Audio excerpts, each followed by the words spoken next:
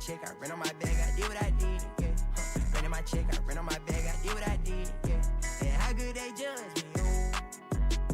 But they don't know. Setting Dylan Gabriel up. Look at what I The biggest started. L already. Look how far I came, dog. I ain't had no guidance. I just did my thing, dog. I just went my hardest. And I'ma go hard regardless.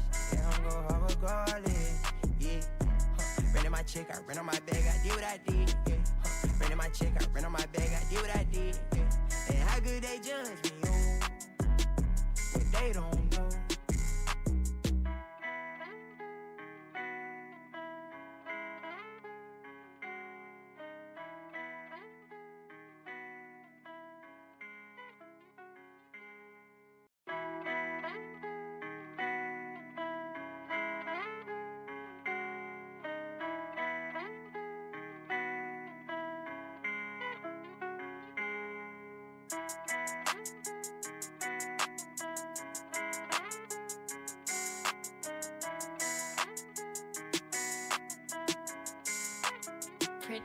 Look at what I did, look at what I started. Look how far I came, dog. I ain't had no guidance. I just did my thing, dog. I just went my hardest. And I'ma go hard regardless. Yeah, I'ma go hard regardless. Yeah. Ran in my check, I ran on my bag, I did what I did. Yeah. Ran in my check, I ran on my bag, I did what I did. Yeah. And how good they judge me, oh. But they don't know. Setting Dylan Gabriel up. Look at what I The biggest started. L already. Look how far I came, dog. I ain't had no guidance. I just did my thing, dog. I just went my hardest. And I'ma go hard regardless. Yeah, I'ma go hard regardless. Yeah. Ran in my check, I ran on my bag, I did what I did. Yeah. Ran in my check, I ran on my bag, I did what I did. Yeah. And how good they judge me, oh. But they don't know.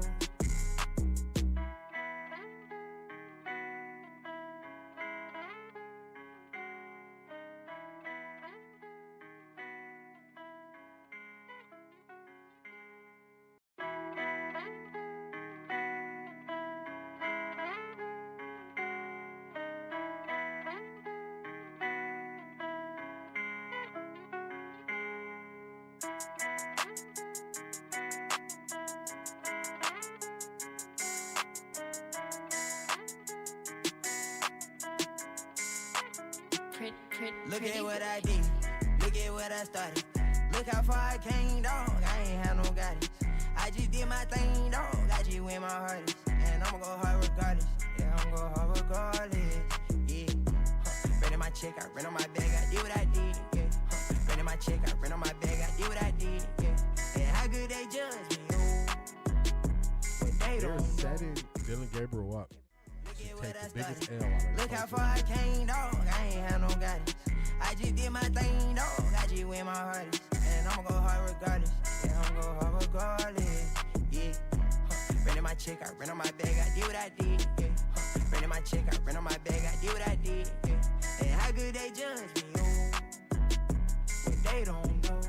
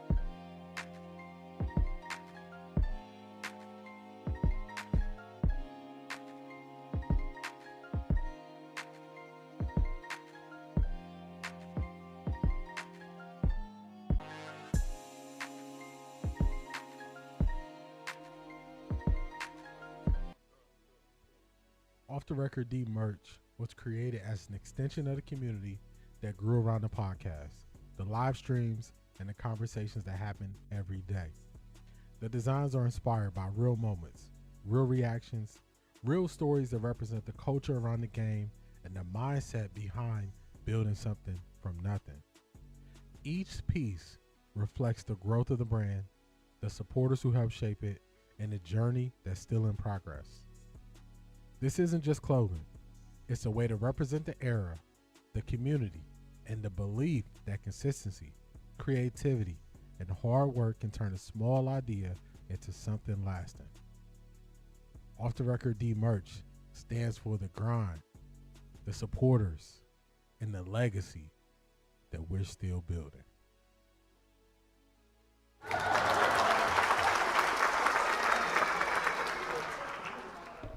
What is going on, everybody? What is going on? Merch. Let me get on the screen. What's going on?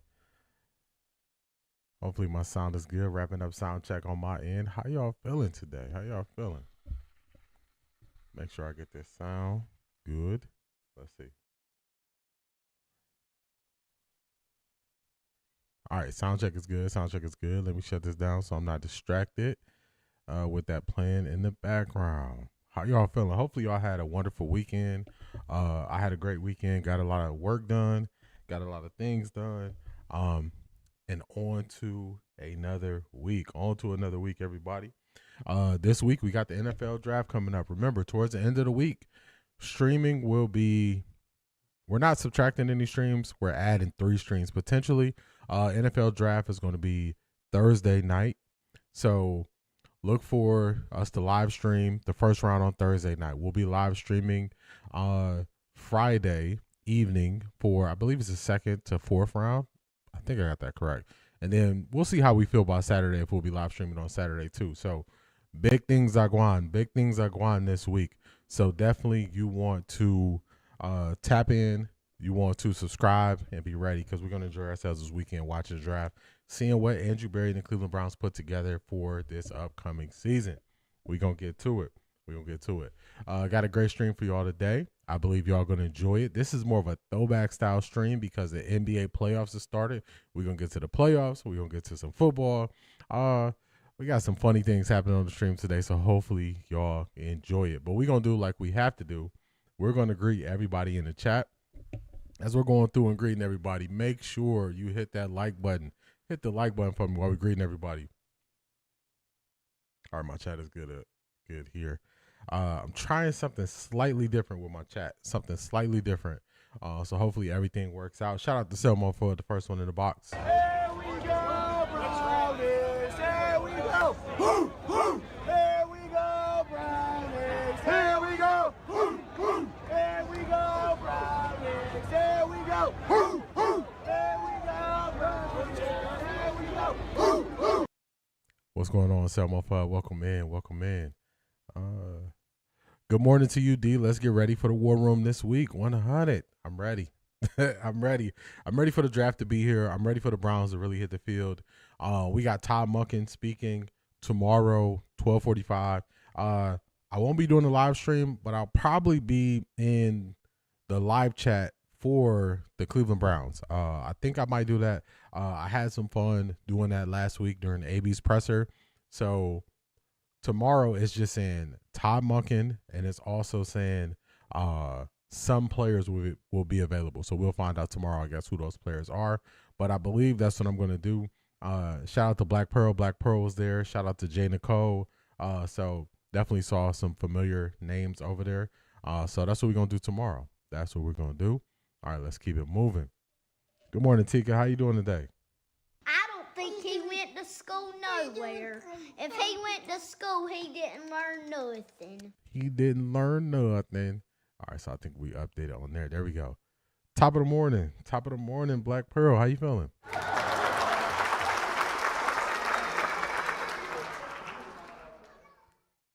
Felix, what's going on? Hey, chat. Hey, D. Good morning, Felix.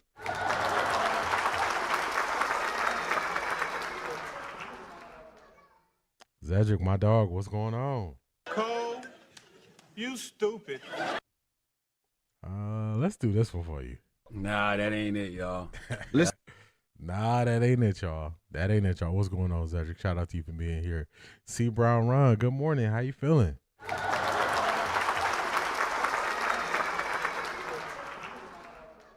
Ms. Brown, good morning, family, on this beautiful Monday. Hope everybody is doing well and blessed. We appreciate it. Same to you. Same to you. Maya, good morning. Good morning, Maya.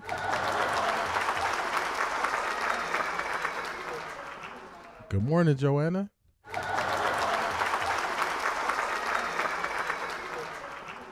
CO7111, good morning, all. Start of another amazing week. Let's get it. I like that energy. I like it. Real Fresh Food is in the building. What's going on, Real Fresh Food? Welcome back. I know you've been out there on the grind. Good to see you. Good to see you. It's been a while. Joanna says she had a fantastic weekend. That's good to hear. That's good to hear. Ivy League Mac, what's going on? What's going on, Ivy League Mac? How you feeling, man? We do not care. We do not care. The 6-pick D, what they going to do, big dog? I think they going Carnell Tate. I think they're going Carnell Tate. Carnell Tate. A.M. Williams, good morning. How you feeling today? Good morning.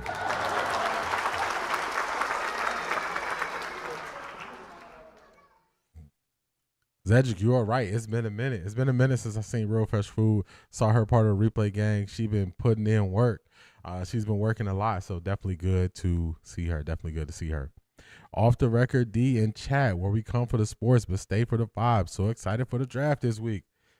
Black Pearl, I might have to shoot that as a as an intro, something. I like that. Shout out to you. I like that. I like that.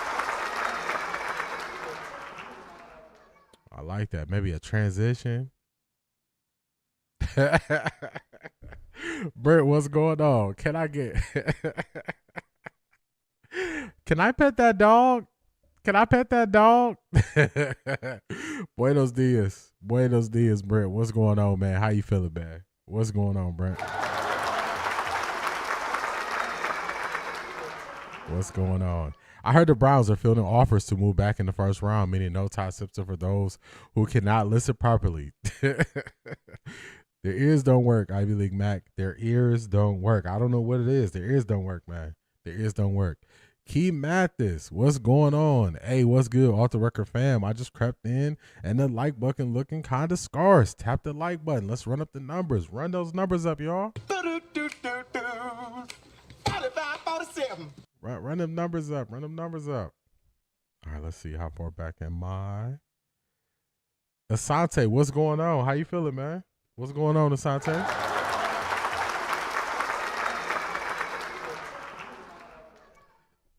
Asante, that Jordan Tyson dude looked like the real deal. He does. I'm telling you, I watched this game this year because I was paying attention to the quarterback. First thing jumped off the page to me was his athleticism, but I remember he caught a pass, he shook a defender, went towards the sideline, dove from like the 5-yard line into the touchdown. I was like, man, oh man, this is special. This is special. Special, special. Ivy League Mac, you know what it is. You know what it is. We do not care. Cleveland media, we do not care. We do not care. Black Pearl, yeah, because I remember you said that. You said that before, and I'm like, dang, I like that. I like that. I like that. 13 Pro Cow, bruh, good morning. Been in and out already. I guess I ain't learned nothing. Dallas News talking about trading up. This is a special one. He went to school nowhere. If he went to school, he didn't learn nothing. He didn't learn nothing. I'm always skeptical of all these stories coming out where they're saying this team might trade, this team is fielding calls, this team is doing this. They got a lot of speculation for us, but they don't really get it right. They don't get it right. So it's one of those where I just say, man, I'm going to wait and see, man. I'm going to wait and see. I'm going to see how it turns out. I'm going to see how it turns out. We going to see. Blind Beauty, what's going on? How you been? It's been a minute. What is going on? What is going on? Latika says, happy 420. They got me at work all day, but soon as it's over. She said, as soon as it's over, you know what it is. You know what it is. All this trade down talk has me believing they're sending a pick in at 6. I am right there. I'm right there with you, Cedric. Right there with you. Cleveland media is still garbage. Yes. It's not much they can do about it. Real Fresh Food, it is not much they can do about it. They can't do much about it. They cannot do much about it. They can't get better. They can't get better if they try. 007 Bond going beast mode. He the one to watch. Yes, I saw him putting in work. I need the Browns to cheer me up this week. I lost all my pickleball games yesterday. Key Mathis, it's not a loss. It's a lesson. It's a lesson. That's all. It's a lesson. Just look at it. What can you do to get better? What can you do moving forward? It's only a loss if you let it be a loss. It's a lesson. You learn something. You learn something. Shout out to Real Fresh Food hitting the Cash App early. Oh my God! Wow!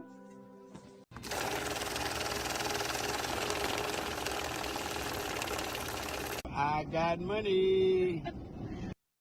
Shout out to Real Fresh Food. Good morning, everybody. Everybody send a warm good morning to Real Fresh Food hitting the Cash App early. We appreciate you. Good to see you back in the building. We appreciate you. Where we at? I think it's going to be an unforgettable season for the Browns, so get the party ready for Sunday. Let me tell you. Where the party at? J.E., y'all. Wasn't we just talking about Jagged Edge? Where the party at? I think it's going to be a great season for the Browns, y'all. I think it's going to be a great season for the Browns. I cannot wait. Let me test something out real quick. Let's test something out real quick. Let's see. I got this here. Let's pick one. Let's pick this one. Let's see if it'll work.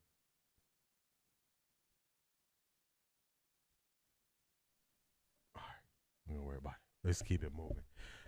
All right. So I told y'all what we got on the docket. We got some NBA. We got some football. We got some Todd Monken.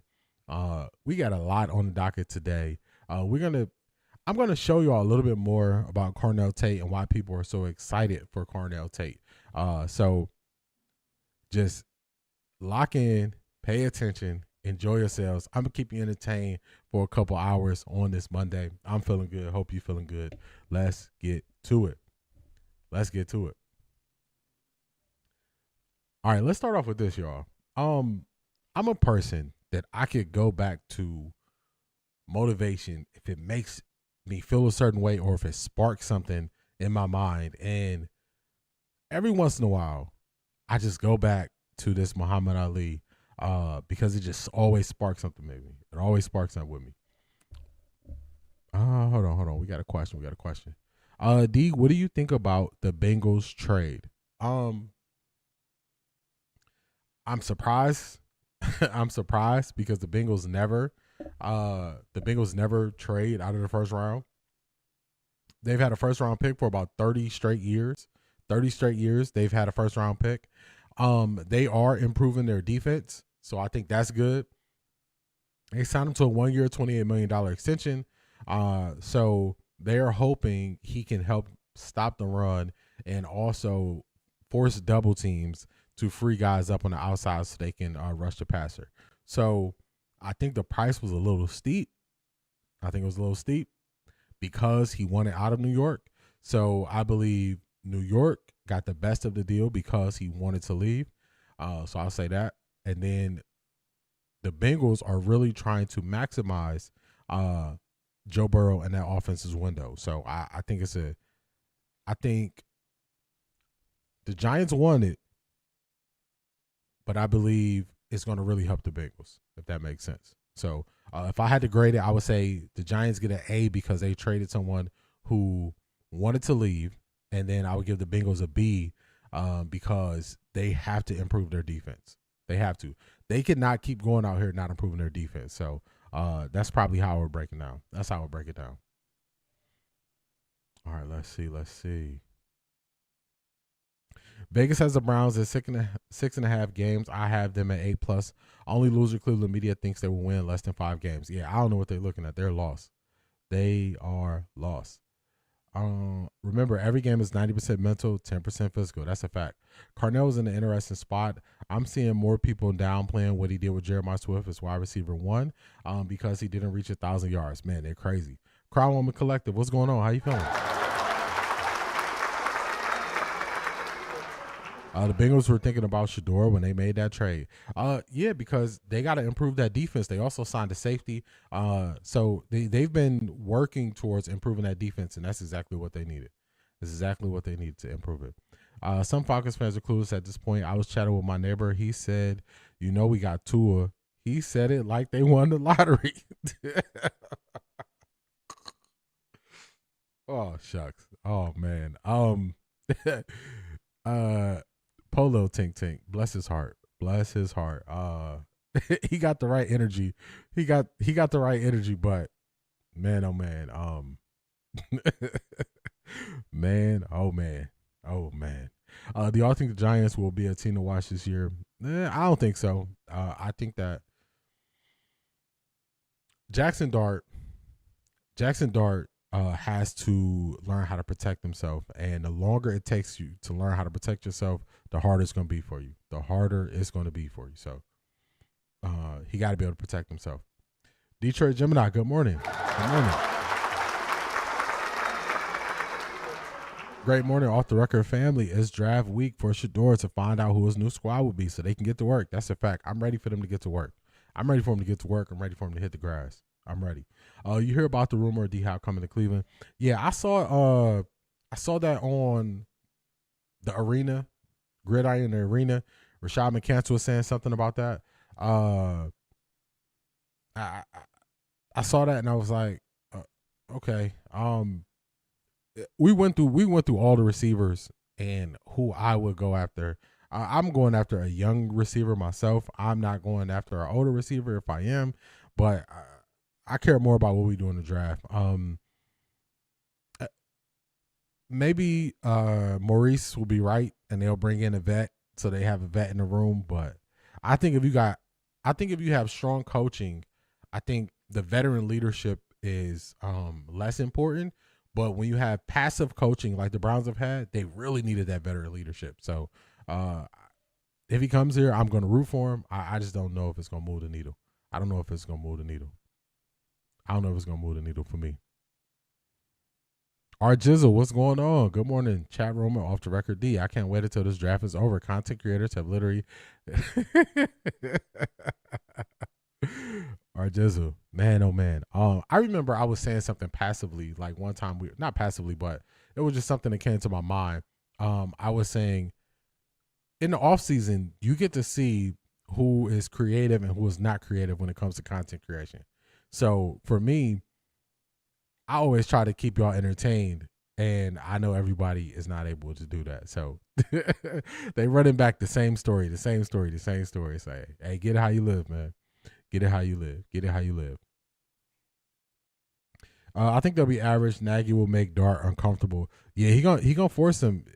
He gonna force him to take care of himself. So you got to be smart.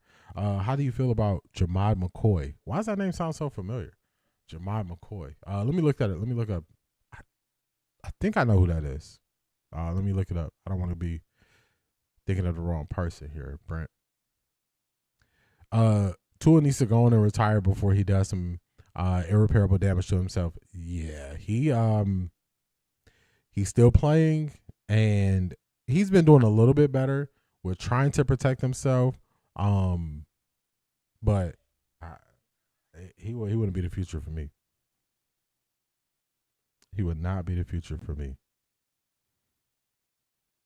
Okay, I was thinking of a totally different person, Brent. I was thinking of a totally different person.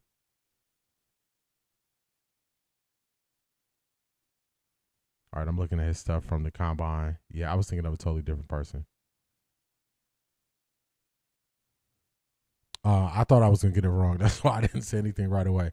Okay, I'm not familiar with this game, Brent. For some reason, I was thinking of a linebacker, and it didn't seem right with me. So I'm not going to speak out of turn. I'm not familiar enough with this game to tell you something valuable that makes sense. Asante, I've been telling you about D-Hop. I don't think it's going to move the needle. We're going to see. I'm interested in seeing the ones that left CU who all get drafted. I think it's a couple of them. I definitely think Colton Hood can get drafted. He's projected first or second rounder. I'm more excited about the veteran mini camp than I am the draft. Yeah, I'm excited about the draft. I ain't gonna lie to you, man. It's been a minute since the Browns really had a lot of early picks. So I'm very excited about those first 3 picks. Very excited. Let's just say that Patrick Mahomes has regressed with him as OC. He being nice. D, would you take Tate or Jordan? I would take Tate. Carnell Tate. Jordan Tyson is an amazing athlete. I've watched him make a lot of big plays. But just the health thing, the health scare is too much for me. The health is too much for me when it comes to Tate. Tua has already done damage yourself. Those concussions have delayed reactions. I agree with that.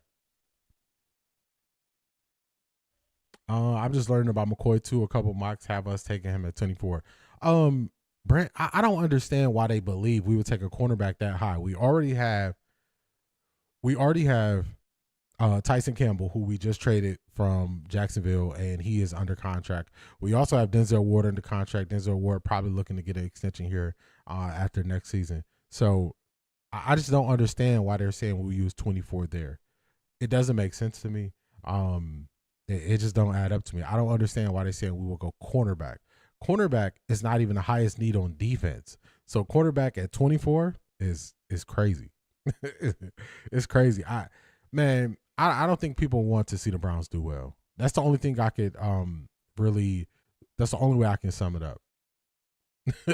That's the only way I can sum it up, man. I don't think they want to see us do good, man, because this stuff, look at, they broke it this morning that A.J. Brown most likely going to get traded after the first, after June 1st to the Patriots. So they saying, oh, man, they got to improve the offense.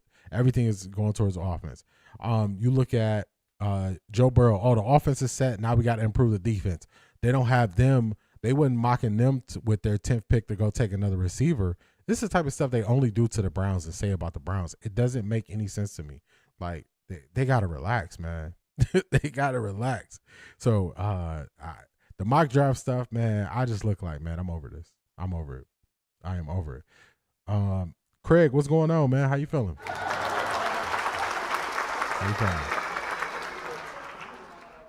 I got draft fatigue, D. I've heard too much speculation, man. Man, I've been looking at airplanes. I've been looking at flying videos. I've been looking at vertical takeoff and landing companies. I've been looking at all different stuff because we're at this point where we're not really getting true information. So it's just, man, I just turn off a lot of it until it's time for me to put my show together. Because they think the Browns are stupid. I agree with that. Oh, Colton was a beast. Yep. Yeah, he is a beast. Maurice, what's going on? How you feeling, man? He's only 20, but had a pretty serious injury too. Man, and then they put everybody with injuries on us. Like, man, I want to see these guys do well, but it's like, come on, man. Why y'all doing this to us? I just have to turn off when they start with the trade back talk or take a defensive player in the early round. Barry can't afford to play around. Yeah, it's I don't get it, man. I don't get it. Last year's draft traumatized me, so I won't be watching. Yeah, I think that's smart, Maya. I think that's smart. If you identify, like, look, man, last year was too much, I think that's a smart move, and just say, look, I'm not going to watch it. I really think people now believe that they will do well and are starting to get a little nervous. I think Cleveland's going to shock some folks this year. Real Fresh Food, I'm right there with you. I've been rewatching last year's games to pass time on the Patriots game now, thankful the playoffs started. Yeah, I always go back and watch film. I'm going to tell you, the thing that jumps off the film to me is, man, this offensive line was bad. I love the analysis that best pick available is code for anybody but Shador. To me, that is the way they want to box you in. Like, I always tell you, like, I don't let people box me in. That's how they want to box Andrew Berry in, because what they want to do is they want to be able to flip it and say, look what this player turned into. The problem is they don't even keep receipts on themselves and say, look at how many times I said take this player who wasn't of need, who probably was a reach, and he didn't turn out to anything. If you notice, Mary Kay says, oh, I've been right in the past when I said draft the quarterback. She's talking about Josh Allen. She's talking about Josh Allen. Who have you been right on since Josh Allen, Mary Kay? Come on, man. It's like they just, I don't get it. Yeah, last year's draft was a lot mentally, not going through that ever again. I got a video that's going to actually talk about last year's draft and how we probably will never see anything similar to that again as well. So it's crazy. Let's get this thing started, y'all. Let's get this thing started. Shout out to y'all for the open. Let's get it. Happy Monday, everybody. Let's go. I like to tap into certain motivations if it make me feel a certain way. And sometimes I tap back into this energy right here. I tap back into this energy right here of Muhammad Ali. I could play this and listen to this a million times. So let's get it. Let's get the motivation going. Let's go here. And let's get this up. You got people saying BPA and not counting who best fits will be. Yeah, man, they just I'm convinced they don't want the Browns to be good, man, because it don't even make no sense, most of the stuff they be saying. Like, we've went through draft a defensive end. We've went through draft a safety. We went through just all these different things. It's like, man, what are we doing? Like, I can't listen to these people. I can't listen to them. But this is the energy I got. Knocks out everybody, and no one can whoop him. That's when that little Cassius Clay from Louisville, Kentucky came up and stopped Sonny Liston, the man who annihilated Floyd Patterson twice. He was going to kill me. But he hit harder than George. His reach was longer than George. He's a better boxer than George. And I'm better now than I was when you saw that 22-year-old undeveloped kid running from Sonny Liston. I'm experienced now, professional. Jaw's been broke, been knocked down a couple of times. I'm bad. Been chopping trees. I done something new for this fight. I done wrestled with an alligator. That's right. I have wrestled with an alligator.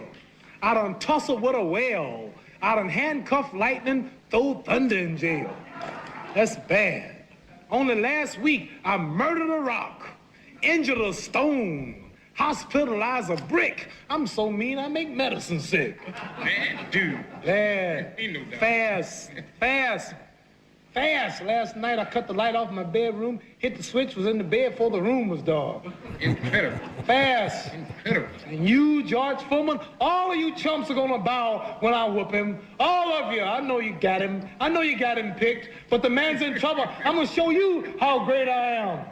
Who knocks out everybody. The way that end, I'm going to show you how great I am. Man, oh, man. I just love it. I love that confidence, love that energy. I love it. I love it. We got a couple people who jumped in. Josh Allen with a bad offensive line would have been the same results. Talk to him, Joanna. Good morning, Dawn. How you feeling today? Saying draft Jeremiah Love when you know you desperately need a receiver. I'm going to tell y'all something. The Jeremiah Love stuff, you have to have your entire system. Your entire system has to be designed for you to take advantage of two running backs. If your system is not based around taking advantage of two running backs, having two running backs is going to be your turn, my turn. It's not going to make sense. All the people who get up there and say that, I just look at them and I'm like, why do y'all keep saying this? This would not help if this is not the system. You need a system that would utilize them properly. So whenever people talk about Jeremiah Love, I'm like, do y'all understand what system you would need to be able to take advantage of this? If you don't, then it's no reason to take Jeremiah Love, man. I just don't get it. I don't get it. Marvin Woodbury, what's going on, man? Welcome back. How you feeling, man? How you feeling? Malik Willis is her new one, D. Yeah, she got to get some help, man. She got to get some help. Stop it. Get some help. She got to get some help if that's who she is hitching her wagon to. You hitching your wagon to Malik Willis? Okay. Okay. Yeah, okay. All right. Let's go, Muhammad. Yes. This is just, I get a certain feel every time I watch this, y'all. I get a certain feel. I am the greatest. Yes, he is the greatest. So mean he make medicine sick. Yes. I murdered a rock. I injured a stone. Man, I love it. The Louisville lip. Yes, I love this. Y'all know I can always go back to this. I always go back to this. That's the energy I think the Browns have taken on this year. Bet against us. Bet against them if you want to. That's a fact. That is a fact. I'm not involved in the draft process this year. Last year, Shador was drafted 144 for my birthday. It was draining. This year, I just want results to benefit Shador. Talk to him, Don. I like that.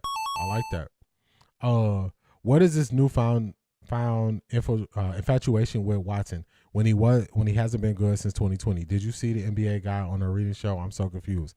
I saw a clip of Rashad McCants saying get D-Hop. I don't understand Rashad McCants. I don't care for his NBA takes.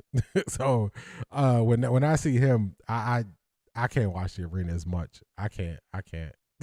I know they're trying to do their crossover thing, but it's like, man, what are we doing? As an NBA analyst, he is just a rage baiter. He doesn't like statistics. He doesn't like data. He doesn't like facts. So since he doesn't like those things, I can't really have that much conversation for Rashad McCants. She didn't start that until he played the Ravens. She ain't watching the ball. She is not.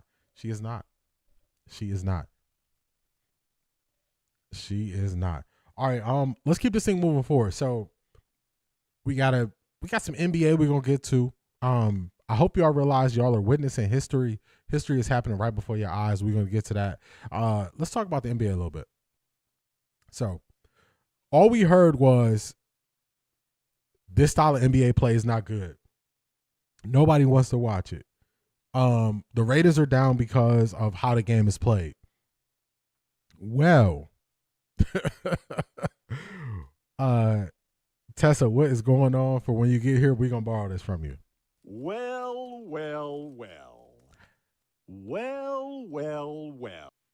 NBA sets multiple viewership highs during the 2025-2026 regular season. They're going crickets. They don't want to talk about this.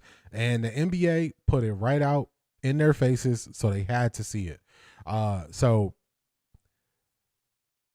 is it? I think where's the recap of all of it? Viewership, 170 million people in the U.S. watch NBA games across ABC, ESPN, Amazon Prime Video, NBC, Peacock, and NBA TV. The most in 24 years and a 86% increase versus last season. Everybody's complaining about the NBA. Crickets. People didn't know what they were talking about. And time again, people are going to be wrong when they're bold and go out there and they say, oh, it's this or it's that. No. The NBA brought some games and put games out there in a way that people can watch them. So the big thing is NBC Peacock. They have games on broadcast networks. You can watch it on regular TV. That's going to up viewership. Amazon Prime. A bunch of people have Amazon Prime. Ta-da. Updated results playing the exact same way. Shai Gilgeous-Alexander still in the MVP race. Jokic still in the MVP race. So when they speak these things, they just don't know what they're talking about. And if you notice, it's been crickets. Nobody is talking about how the NBA put this out immediately. They put this out immediately.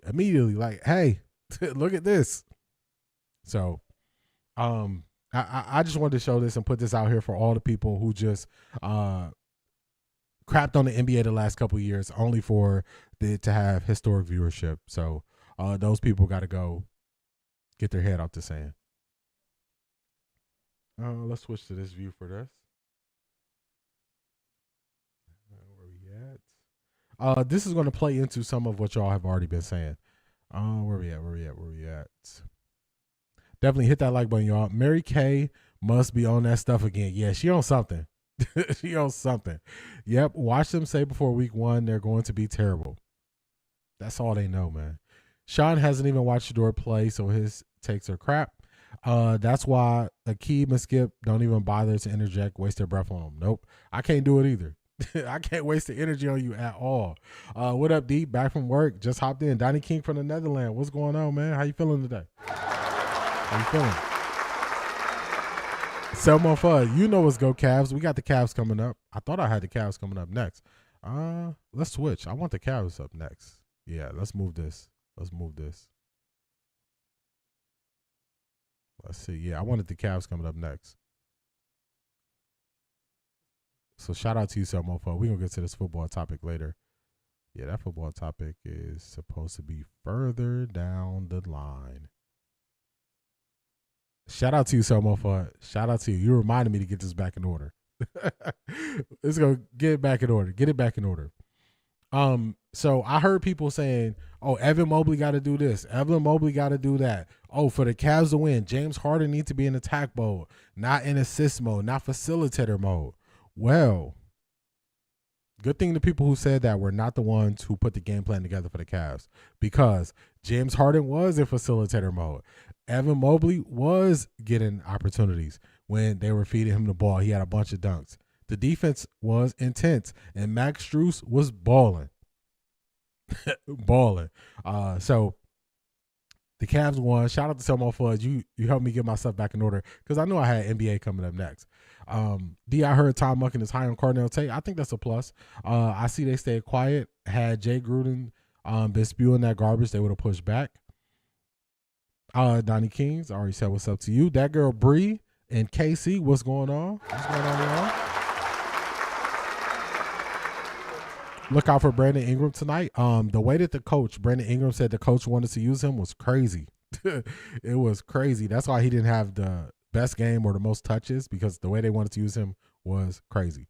I do not believe there will be no surprise from the Browns front office. Not sure was just something different. Yeah, I believe it's different for sure. I give the haters and the naysayers no energy. Facts. That's what you got to do. Cavs win the series, though. Yeah, Cavs are going to win this. Where we at? He definitely was more aggressive Saturday.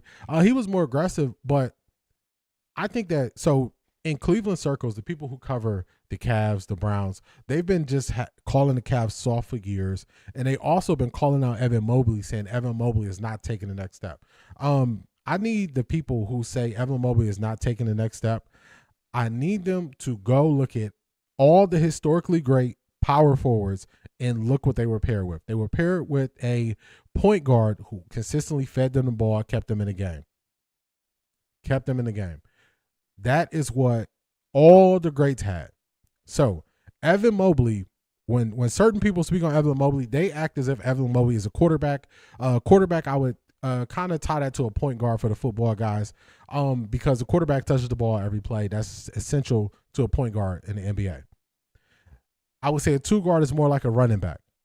Then I would say for Evan Mobley, he is like a receiver. He needs other things to work. He needs a good scheme, and he needs to be put in position for him to dominate on the offensive side of the ball. People just said, oh, he just needs to demand the ball. No, they need to create a scheme that utilizes his strengths. One of the things I've been saying for a couple of years that the Cavs should do, when the playoffs get here, if you play against a team, they should move Evan Mobley to center. They should move Jared Allen out the starting lineup. They should add a wing player, and we should be high pick and rolling teams to death with Evan Mobley, making them make a choice.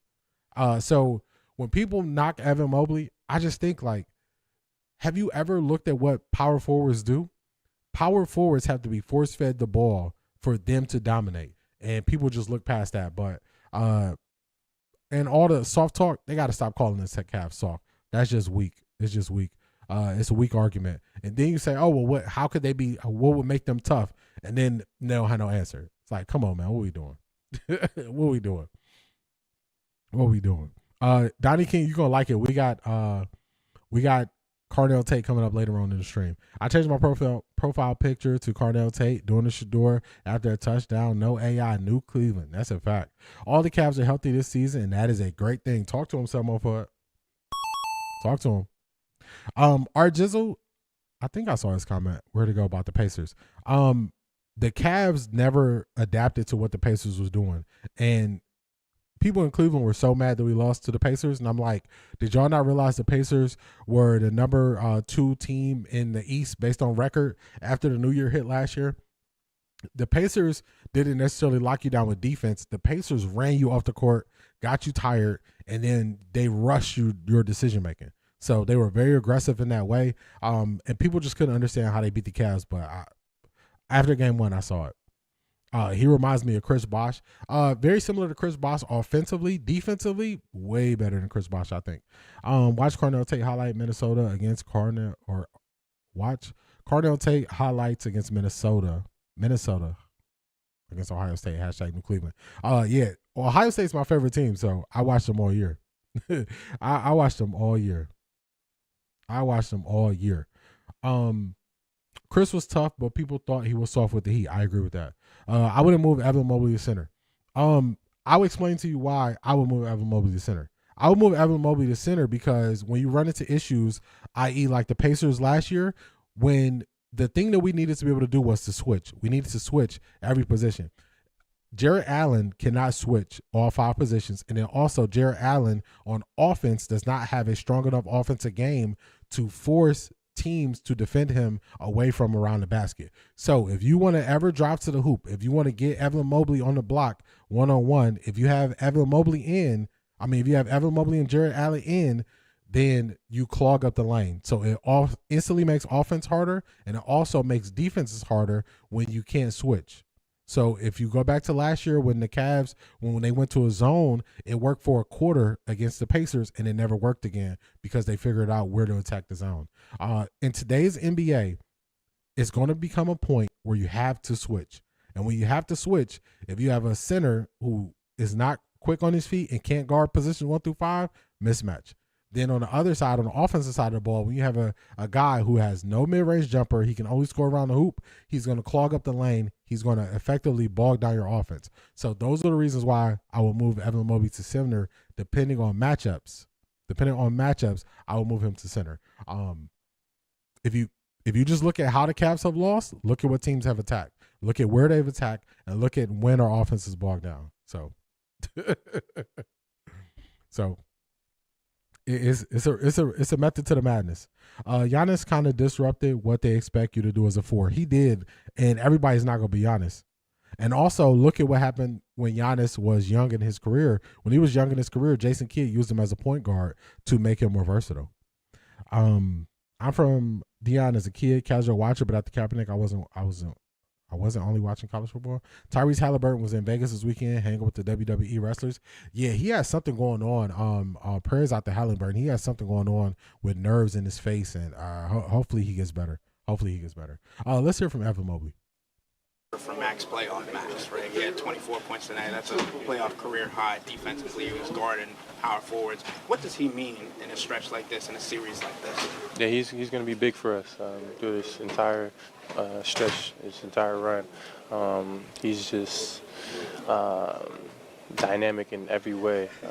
He defends, he shoots threes, he brings pace for us. He does all the little things that the stat sheet may not show. And tonight the stat sheet showed his points and all that, but there's a lot of little things that we appreciate that he brings that doesn't necessarily get shown. For you guys to hang 126 on a top 5 defense, given all the moving pieces you guys had during the season, what does that say about the ceiling of this offense as you guys gel more? Yeah, I mean, I think we have all the talent in the world. We have all the guys, all the depth. It's just about getting to our space and getting to what we want and shooting the open ones and knocking them down.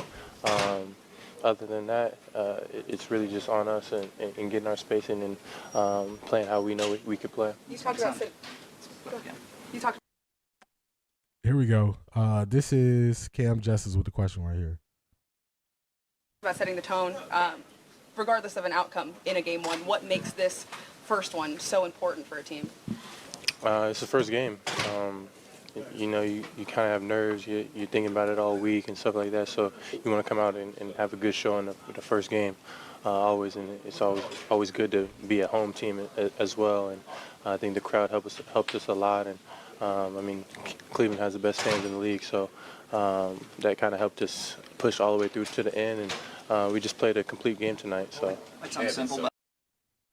that's it. You want to win the first game of the series, especially at home, because you want to keep the pressure on the opposing team. You never want to let them feel like they got the edge. You don't want to be the Detroit Pistons and what they are dealing with the Orlando Magic, being the number 1 seed in the East and then you lose game 1. You don't want that pressure to be back on you. So now they got to split. Now they got to split the series so they're not going to Orlando down 2-0. Shingles. Yes, he has shingles. He still has shingles, but he said he was having nerve damage due to the shingles, and that's what caused him to gain weight, and that's why it hasn't went away yet. So he was speaking about it. I think I saw it last week. He was speaking about it, and that's why his face looks a lot fuller. And he was talking about the nerve issues that he's having due to shingles. Why do you think Garland never took that step forward as a facilitator? It just wasn't in his instincts. He's just a scorer. He's a scoring guard. He's a scoring guard first. He could pass. Not the same players at all, but similar style to a Kyrie who could pass, but he's a scorer first. So his natural element is to score. Very similar to Darius Garland. Not similar players at all, but similar style players. So, I mean, Kyrie, I remember Kyrie won a whole game where he had 1 or 0 assists. And they're like, look, man, the point guard got to have more assists. But when you're a scoring point guard, man, you're not looking to get assists. You're not looking to. So, if they could have figured out, if Garland could have figured out how to get a 2-man game going with Mobley, he probably wouldn't have got traded. Or injuries. Injuries is another part of that, I'll say. Clyde Marshall, Dr. Clyde Marshall, what's going on? Morning team observation. Let's rewatch Seattle and Sam Darnold. He and his receivers are timely with one another. Watch the USC comeback against Penn State and Saquon Barkley. Receivers got open. Receivers got to get open. They got to get open. Yeah, Detroit Gemini, Donnie King is definitely serious about Tate. Hope he drafted him. It's going to be interesting to see what AB does. I agree with that. Jared Allen need the Ben Wallace mindset when he play. I agree. I agree with that. And that's why I think they need Kenny Atchison got to be that strong coach and say, look, for this matchup, we need this. And for this matchup, we need this. One of the reasons why I like Tyronn Lue so much is because Tyronn Lue would just tell a player, hey, this not your series. We got to go to somebody else. And I think Kenny Atchison is a little bit more hesitant to do that. A little bit more hesitant. DG is a poor man's Kyrie. Yeah, that's why I was trying to say, like, not the same player, but definitely similar play styles. So they just not going to get assists like that. They looking to score first. Assists will happen when they happen. Hey, the Pistons will bounce back. Yeah, I was surprised that game was so close. I was also I enjoyed the Portland. Portland played San Antonio way better than I thought they would. So that was a good game. So we got some good NBA. What we got next on the docket? What I got? So this, y'all, it's certain people. When certain people pick your team to win, it's like, no, not you. So listen to this, man. We got Charles Barkley. They're going to write down who they believe will make it to the conference finals and who will win. This is Charles Barkley right here. In your pocket. Because I use highlighters all the time. Okay. Chuckster. Eastern Conference Finals matchup who? Cavs, Celtics. And who advances to the NBA Finals? The Cavs. Oh, no. Y'all think that's good, but Chuck get it wrong so much. This is my thought.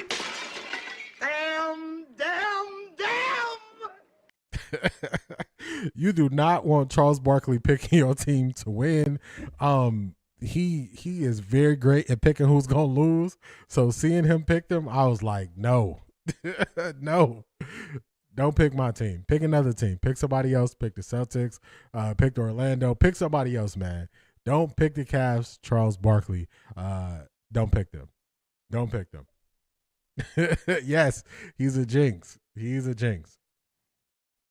Can't stand it. I'm like, oh no. Let's see. The Pistons will bounce back. They got to bounce back in game 2. Why is Garrett being traded still a question? They need something to talk about, I guess, Dawn, because it don't make sense. I don't think I ever would have said 15 years ago we'd be looking at Harden as a true point guard. Yes. That shows you how dynamic of a player he is, because he went from just dynamic scorer to, I just want to be one of the best point guards in the league, and does it. Yes, Charles is a jinx. Yeah, high on him since the last 2 years. Been watching college football for the longest. He is already ready in the state. # New Cleveland. I can't stand Ben Wallace. I'm never going to forgive him for starting that fight with the Pacers in the Palace with Ron Artest, F him, and Ben Wallace's brother. Ben Wallace's brother played a big part in that too. You told Harpo to beat me. That's how I feel. That's how I feel when Charles Barkley said that. I said, no, anybody else can pick us. It's certain people, when they pick your team, it is not like you think. Charles Barkley picked us. I said, man, ain't no way. Ain't no way. They was mad because the Pacers came in there and whipped them. Plus, we had a championship squad that season. Yes. The Pacers, man, oh man, it's a shame what happened to y'all in that series. A shame. Lakers win. LeBron puts on a show, but I want to highlight something different from this game. We are witnessing history, and I hope y'all can identify that this is history. So let's hear from LeBron, and we'll talk more. Where do you begin, even after a win, to assess potential areas of improvement when you're in a playoff series? Right after the game ended and I got in my locker.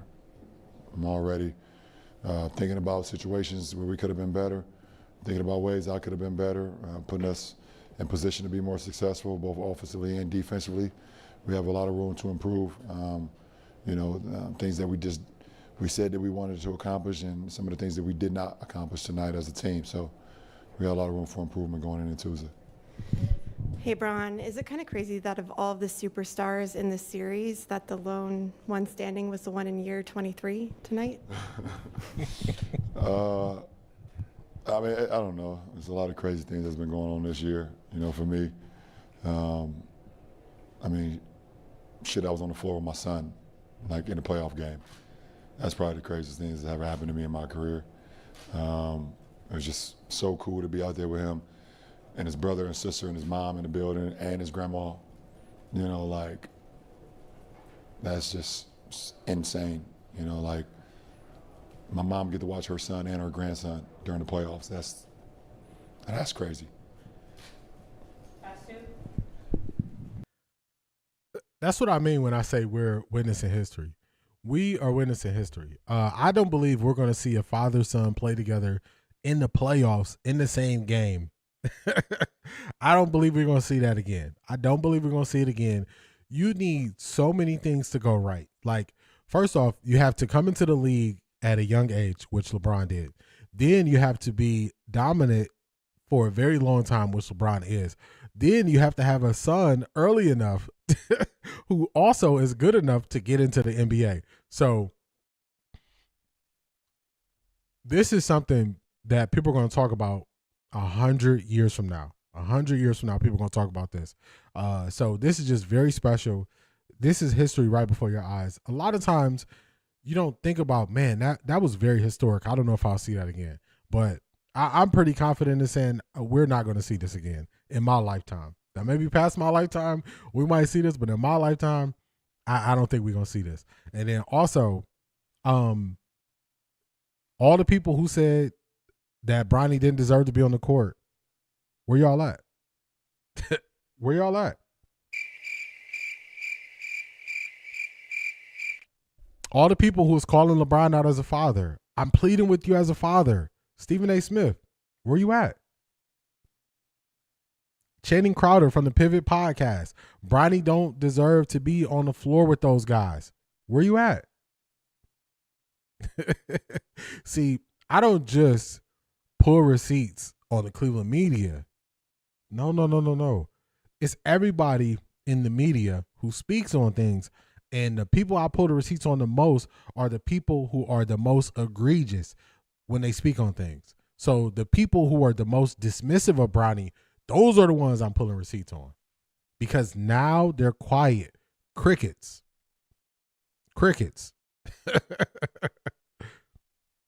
They talking about, oh man, he's like a Make-A-Wish kid. Oh man, they tried the Shador trick. They compared him as one of the later second round picks to the top 15 picks. Where they at, y'all? Crickets. So I know y'all think it's just the Cleveland media, but it's all media who I'll put receipts on. And I remember it very vividly what they said and how they said it and how demonstrative they were when they were saying it. They have no vision. people without a vision, I don't expect them to see things into the future. I don't expect them to see it. And they were wrong about this, just like they've been wrong about a lot of stuff. So, crickets. Let's catch up on the chat before we move this thing forward. He went from Kobe to Magic. Crazy arc. Yes. James Harden could just lead the league in assists if he want to easily. Dear Cleveland, watch the games between Boston and Indiana matchups against Indiana. Indiana has trouble with Boston wide defense and rotation thwarts Indiana's 3-point shot. That's a fact. Garrett came to the Cavs game and jetted back out. Should we read into that? He was at the game pretty late. But also, Myles Garrett has my minority ownership stake in the Cavs. So him leaving early, if you put value in that, then you also got to put value in him being a minority owner. So I would just say weigh those two things and then determine how you feel about them. I would say that. Yeah, the bad boys, those Pistons, they controlled that game. Bron did right by getting them in a rhythm first. That's a fact. This is the old LeBron playbook. Get the guys on the side. Get your guys believing that they can win, and then you can dominate when you need to dominate offensively. But get your guys going first. They don't deserve LBJ. I hope he comes back to Cleveland. He might. Bronny getting better also. He is. Yep, Bronny is improving daily. He is. People forget to watch games just for the history of it and stop complaining like the old Cleveland media. Donnie King, that's a fact. Like this is history right here. This is history right here. This is history. So much money in the house. That's a fact. Rare error. And if Bronny hits an all-star game or becomes an all-NBA player, that'll further his legacy. That's a fact. LeBron is only still playing because of his son. That's what's up, though. He is, but also he still can control and dominate games. Like if he was out there a shell of himself, if LeBron was out there getting 10 points, 4 rebounds, and 1 assist on a consistent basis, then I would be like, yeah, we got to. But he's still out there. He controlled that entire game from start to finish the other day. From start to finish. I don't think it'll happen again either. Yeah, I don't think we see this again. I agree with you. Bronny is a baller. I just kept telling people, look at his explosiveness. I was like, his explosiveness is the thing that y'all should look at. Look at his quickness. He has the potential to be a solid NBA player, and people just didn't want to see it. Super quiet now, Black Pearl. Crickets. Blessings, Dawn. People act like Bronny couldn't play before his heart incident. He absolutely could. That's a fact.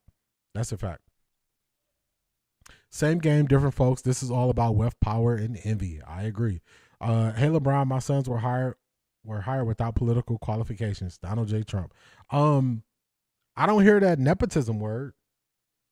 We heard a lot about nepotism. Now that Bronny has cracked the rotation and playing, man, they just forgot about the nepotism word, didn't they? They learned that word, then they tagged it and put it on LeBron and Bronny, and then now they don't even say it no more. They don't even say it. One of my favorite lines from Sinners, no vision. Zedric, you know I just got to confess when I got to confess. Man, I still haven't watched Sinners. I haven't had time. I haven't had time. I haven't had time. I haven't had time to watch it yet, man. I haven't had time. I agree with you. LeBron wants to see his son succeed. That's a fact. We put Boston out also. Yeah, they did put Boston out. Missing Kobe, Gianna. I want to see Gianna in WNBA. Yeah, I was definitely looking forward to that. LeBron did what he's supposed to do as a father. Hold on, my chat moving. As a father taking care of his son. That's a fact. Everybody else would have did it. He doesn't trust the NBA with his son. He said, no, if I got control, I got control. And if Halliburton didn't get injured, we hosting up that trophy. You know what? Art Jizzle, usually I don't like the woulda, coulda, shoulda. But in this instance, how timid OKC was in Game 7 and how the Pacers started that game, I have to agree with you, Art Jizzle. I have to agree with you. I got to agree with you, Art Jizzle, because OKC was timid in that game. OKC was timid in that game after the Halliburton injury. OKC really didn't figure it out until the second half. So if Halliburton is playing, I would have to agree with you there. I would have to agree with you there. Is LeBron the most gifted basketball player of all time? It depends on how you categorize gifted. I think it's some categories that he's very special at. Athleticism being one, vision being one, ability to pass and the passes he can make. So it's some stuff there. Also, Rockets beat themselves taking bad shots and not finishing second chance attempts. I was watching that Rockets team against the Lakers, and I was like, how did this team make the playoffs? It was just, man, they were not letting their guys get back before chucking up threes, shooting early in the play clock, not setting up an offense. I was like, what is this? What is this? Keith Hunt, Jersey in the building. Good morning. What's going on?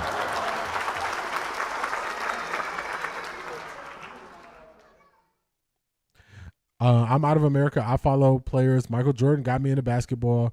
Football, Deion Primetime Sanders. Basketball, now I'm LeBron from the beginning. Yeah, I've growing up in Cleveland, Ohio, seeing LeBron his whole career. I'm always going to root for LeBron, unless he's playing the Cavs in the finals, and then I got to root for the Cavs. Gotta watch Sinners D. It's on the list. I promise you, it's on the list. It's on the list. It's on the list. LBJ's management of the playoff game was masterful, control from start to finish. That's a fact. Controlled the whole thing. Add it to the list. It's on the list, Cedric. It's on the list. That's not even a hot take. It's not. I agree with Arjus on that. LeBron James, my name is Samson. Hi, LeBron James. My name is Hercules. You look like us. That's a fact, Clyde. I agree. He knows how the NBA operates. Shaking my head. That's a fact. Yodi, if Kobe was still here, do you think LeBron would have been a Laker? Yeah, because he joined the Lakers. He joined the Lakers while Kobe was still alive. He joined the Lakers while Kobe was still alive. Yeah, so I think he would. KD, that's all you need to know, D. Man, Cedric, the thing is, I watched a couple Rockets games this year, but it just did not look that bad. Like, it looked very bad to me. I was like, what is this? Like Monken said, when it changes everything, it silences the haters. Talk to him, Detroit Gemini. Talk to him. What we got up next on the docket? What I got for y'all? I got Dwyane Wade. So Patrick Beverley was talking out the side of his neck about Dwyane Wade, diminishing what Dwyane Wade has done in his career. And Dwyane Wade clapped back. And then everybody started clutching their pearls because Dwyane Wade clapped back. And then they took the stance that Dwyane Wade was being a bully. And I don't view it that way. If you were sitting off peaceful, not making headlines, not talking, not saying anything, for somebody to come at you sideways, you get to defend yourself. And I have a rule that I live by. If you disrespect somebody, you cannot control how they get to respond. They get to respond how they see fit. So the point is, don't go out here disrespecting people and then want to control how they respond when they respond to your disrespect. And then on the other side of it, why do people give the person a pass? Why do people give the person a pass who actually started it and then go after the person like they're a bully, like in Dwyane Wade's case? So Pat Beverly can diminish your career, speak down on what you did, not with no data, no statistics, no facts, just throw dirt on your name for the sake of a podcast, but then you respond and they telling you be humble. No. No. Dwyane Wade wasn't out here speaking on Patrick Beverly. Dwyane Wade wasn't out here trying to get people to get clips. So I got rules and philosophies with how I do things and how I speak on things, and it's for a reason. So I try not to put myself in a position where somebody has the freedom to respond however they want to. If y'all notice, I'm always attacking people's takes and what they say. Y'all don't really hear me up here attacking people's looks, attacking people's family. I don't do that. Because I'm leaving it so if you want to attack my takes, attack my takes. Attack my takes. But don't get to clutching your pearls after I respond to somebody else doing something. Don't clutch your pearls after D Wade says his career wasn't nothing on the level of mine, and then people call D Wade a bully, and then people want to act as if they didn't listen to the whole thing D Wade said. No. None of this would have happened if Patrick Beverly never ran his mouth for clicks. Let's listen to D-Wade talk about this. Respond. I'm not a responder. So my respond, first of all, I've been calling back to my house every day. I've been going trying to see if I got any thank you flowers sent to me because I decided to respond, it became a national conversation. So I should be getting some thank you flowers because I know I helped some viewerships.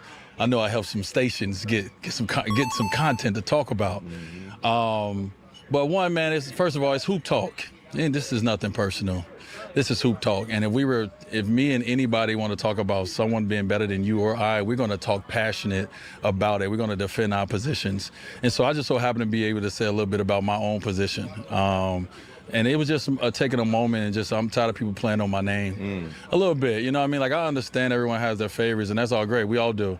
But, you know, you're talking to somebody within 5 years of his NBA career, had a Hall of Fame career. I'm just going to let everybody else go look at what I did in 5 years. And so, like, don't play with me. I'm not the one to play with. Like, I'm the most coolest, calmest, humblest, quietest dude about what I've done. But if we want to talk, then I can. And that was just like an overall conversation to anybody out there that like to play with my name. Like, I'm going to go back and do my thing and go back into my life. But stop playing on my name, man, because I worked hard to build it. And I know I'm an outsider that came in out of nowhere. I get it. I get it, guys. I wasn't all nothing in high school and college. And I know I came out of nowhere, but don't play with me, man. Stop playing with my name. And that was just a moment like that. So I have my own platform, just like you guys have your own platform. And so I took it upon myself just to bring some attention to a conversation in basketball that I thought was something that we needed. And so it was good for about a good week. And Pat's still going on his show. And so congratulations to you. And I hope you send me those thank you flowers for that viewership you got, my brother. Talk that talk. Talk that talk. I appreciate this. You don't hear the personal attacks about Patrick Beverley. You don't hear those things. But people have to stop fixing. They got to stop fixing their lips to go out here and just talk crazy about people and think that the person you talk crazy about can't respond. It's crazy. It's an upside down world. I saw talk to him, Black Pearl. I saw so many people. Put some respect on my name. You understand me? When y'all saying my name, put some respect on it. I saw so many people going at Dwyane Wade, and I'm like, how could you go at Dwyane Wade? How could you go at Dwyane Wade? He don't have an opportunity to defend himself? So everybody gets to just talk crazy about him. They get to talk crazy about his career. They get to act as if he did not carry them to a finals in 2006. They just get to gloss past all those things. And then when he say something back, he the bully. He would have never had an opportunity to be the bully if people wouldn't have talked on his name sideways. And that's what people want to do. That's what people want to do. We have these microphones. We have these cameras. People want to talk tough and talk down on people and then attack the person who defends himself. I'm going to make this even clearer for y'all. Look at the podcast game. Look at the podcast game. Look at sports media. Look at this, what we do. I said, look, I said, I'm your favorite streamer's favorite streamer. People didn't like I said it. I said, people take my ideas. People didn't like I said it. Until you go out there and see my ideas and you hear the things I've said. You hear the stuff I have creatively came up with. You see people take the sound effects that I made popular that nobody else was using.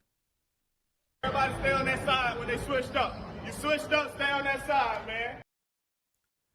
You see people run with access denied. You hear people say things, hedging bets, in the weeds. But I'm not supposed to say nothing. I'm supposed to put in all this work to build up my name, to build up my credibility, to put together a stream that y'all enjoy. And then people just get to come and pick and choose like they shopping at a grocery store, taking stuff they like from my stream, and then just get to go say it on their stream. And then I'm just supposed to sit back and not say nothing. In what industry will we say that's okay? In what industry? In what industry is that okay? if y'all want to know something, I'm gonna say this and then I'm gonna get off this, so we'll go to the next thing.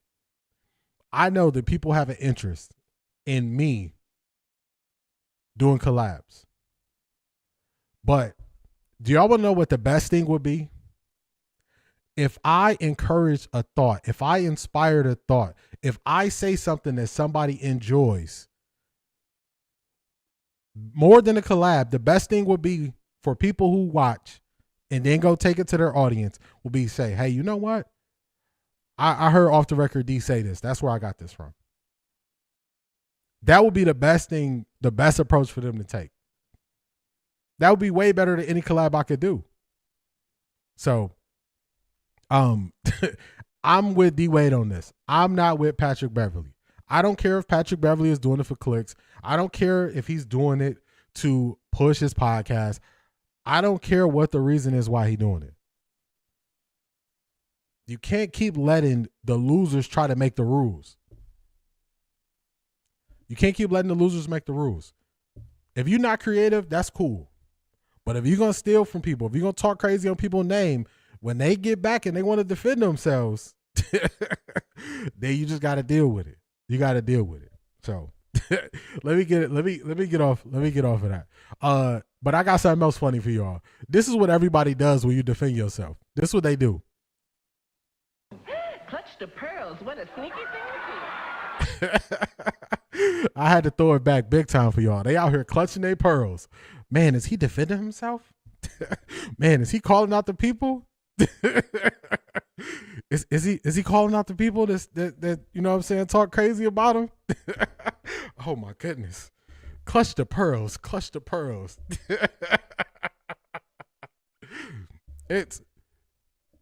Hey, look, man. I got the Pregame Network coming up next. We gonna talk to it because I'm gonna let y'all know how I approach it. I'm gonna catch up on the chat and then we gonna move it forward. Where I leave off at in the chat. I think I was around here. Would Gianna be on UConn team by now? I think she should have been on the team this season. I'm not even gonna quote you or try to quote and get it wrong. But around now, she should have been in college. She should have been in college around now. LeBron joined the Lakers when Kobe was still alive, so Kobe was cool with it. Yeah, I had to think about it, but he was alive. Speaking of Michael Jordan, now he is winning in car racing. He is he is dominating over there. Don't throw rocks, then hide your hands. That's a fact. LeBron only won title. LeBron only won title the year Kobe died, so he didn't see LeBron with the Lakers win. He did not. He did not get the opportunity. As if you can say whatever you want about me, but I can't say nothing back to you. For real. Patrick Beverley is from west side of Chicago. Dwayne Wade is from the south side of Chicago, as I am. Such a classy clapback. Facts. I like it. Don't play with me. Hey, that's what he said. Put some respect on my name. They slept on Wade once he retired because Harden started winning MVPs. That's why he should have won at least one in 2009. If we go back and look at who won MVPs in the NBA from 2000 on, man, the MVPs don't add up. They don't add up. He surely does light him up, Dwayne. Yeah, talk that talk. He put in the work and got a championship out of it. That's a fact. They want to go low and expect you to go high. Black Pearl said, nope, go to hell on them. It's those things, like, it just gets to me. Like, man, don't come for the person that's defending himself. I agree and wanted Indiana to make it happen. Yeah, I thought they would make it happen. Hi, Patrick Beverley. We are the Cleveland media. We are offering you an interview. You must sell negative comments. You are hired. Got the job. D-Wade has every right to defend himself. That's a fact. Folks know that if they attack someone like Wade, they get clicks instantly. That's a fact. OKC was shook. They were shook. They didn't do nothing until the second half. That whole first half, they were shook. D always dropping jewels. Need to keep up. Hey, if they listen, they'll hear it. I can't stomach some of the content creators I used to watch or Jizzle. I just say, hey, I'm gonna put it out there, but once you see it, you can't unsee it.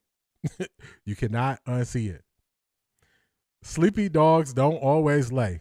That's a fact. I think they trigger their subscribers, which is disrespectful in my opinion. That's a fact. I don't do the rage-based stuff. I can't get with it. Gianna should have been 19, 20 by now. Oh, should have definitely been in college. All clickbait is disgusting. That's a fact. Brian should have won more MVPs in the 2010s, but agendas were afoot. Zedric, talk to him. Talk to him. They just, we're sick of this player. They've won too much. Like, man, what are we doing out here? What are we doing? Let's keep it moving forward. Just be careful. So we had some people earlier talking about, because of what happened in last year's draft, they're not going to watch this year's draft, and I totally understand that. And I remember they said this about a year ago on PFT Live. They said, we're just going to move forward with the next draft. And I said, man, that's not cool. That's not cool. So you're going to hear what they're going to say about Shador's situation last year. Beverly can't let no man punk him with a freshly done French manicure set. Hey, French Timpson off. He said, put some respect on my name. Sometimes, D, you have to let it marinate for the people in the back. # New Cleveland. That's it. Hey, you just got to be picking up what I'm putting down when I say it. All right, let's get to it. Listen to this. I thought this was interesting. Picks, except when it's something unusual. And, of course, last year the thing that carried interest into Saturday was Shador Sanders. There's no Shador Sanders in this draft, and that's the biggest difference between last year and this year. And I remember after Johnny Manziel in 2014, there were a couple of sluggish years because you get one guy that sucks up so much oxygen and interest. And we've never seen one like Shador where we were on alert from round 1 all the way to round 5. Totally. Like when Tom Brady fell to round 6, nobody was watching for Tom Brady to get drafted. When Manziel fell, he didn't fall out of round 1. Brady Quinn, Aaron Rodgers, they stayed in round 1. Yep. Shador went all into Thursday, all into Friday, deep into Saturday, and we may never have that again. No, that was crazy. You're right. Last year was one of a kind. One of the guys, a quarterback, where we know how valuable that position is. And then, we think he might go in the first round. It's fringe, right? That's the conversations we had. I kept kind of telling you, I don't know. I don't see too many spots, right?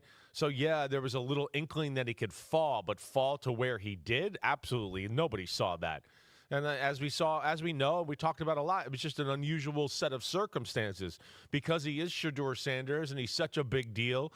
And I think some of the people in the league being scared to deal with that and maybe dealing with Deion and his ability to command the media and put out narratives as well, teams got scared. And that hurt Shador Sanders. But here we are. I thought it was the interviews. I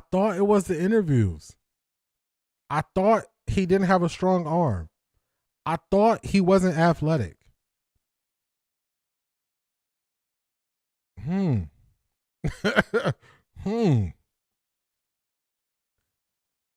So now, did y'all hear him say anything about Shador as a football player? No. Did you hear him say anything about anything about Shador's interviews? No. So really, we couldn't control the media like Coach Prime can, so we were afraid of that? Come on, man. Last year, I was saying, don't believe the lies. They are lying. They are lying. In the moment I said they was lying, and now, as you start looking at it, man, this man ain't bring up none of the reasons why. Everybody in the chat was saying that stuff about Shador. So the people who said this was done because they were afraid of Coach Prime, those people were right. If you were one of the people, as soon as Shador fell in the draft, and you said this against Coach Prime, you are right. If you're one of the people who was watching that draft last year and Coach Prime, they were outside and Coach Prime said, Lord, take this off my son and put this on me, because he knew that this was an attack against him. If you are one of those people, you were right from the beginning. And all you got to do is let them talk. I didn't tell them to go put this out. I didn't tell them to, hey, just keep talking. Because I know when this first started, y'all probably was thinking, why are we playing this? Why are we listening to this? Oh, it's a reason. You see how we just got to the end and it is nothing about Shador? Oh, yeah, he was a French first rounder. We thought he'd go in the first round. But we didn't expect him to drop to the 5th round. And then you just come out and say, oh, teams, they were afraid of his father being able to crush narratives due to his relationships. Come on, man. Come on, man. So earlier, when people were saying that they didn't intend to watch the draft, I totally get it. I totally understand. Because what they want to do is they wanted the ability to handle us however they wanted to, only to say, move on next year. Move on next year. It's crazy, y'all. It's crazy. It's crazy. It was all a lie. And shout out to people who, in the moment, who called it a lie. I was one of those people. I kept saying, they're not telling me anything that's quantifiable as the reason why Shador fell in the draft. I was like, none of this is quantifiable. That was the biggest reason why I said everything they was doing was a lie. The biggest reason. Turns out we were all right. So if you don't want to watch the draft, I totally get it. I totally understand. Because it's all coming out. And I thought it would take longer. I didn't think it would take. I didn't think the next year that they would just casually speak on it like this. I did not think they would just casually speak on it like people would forget. But this is how they talk about it. This is how they talk about it. Let's catch up on the chat.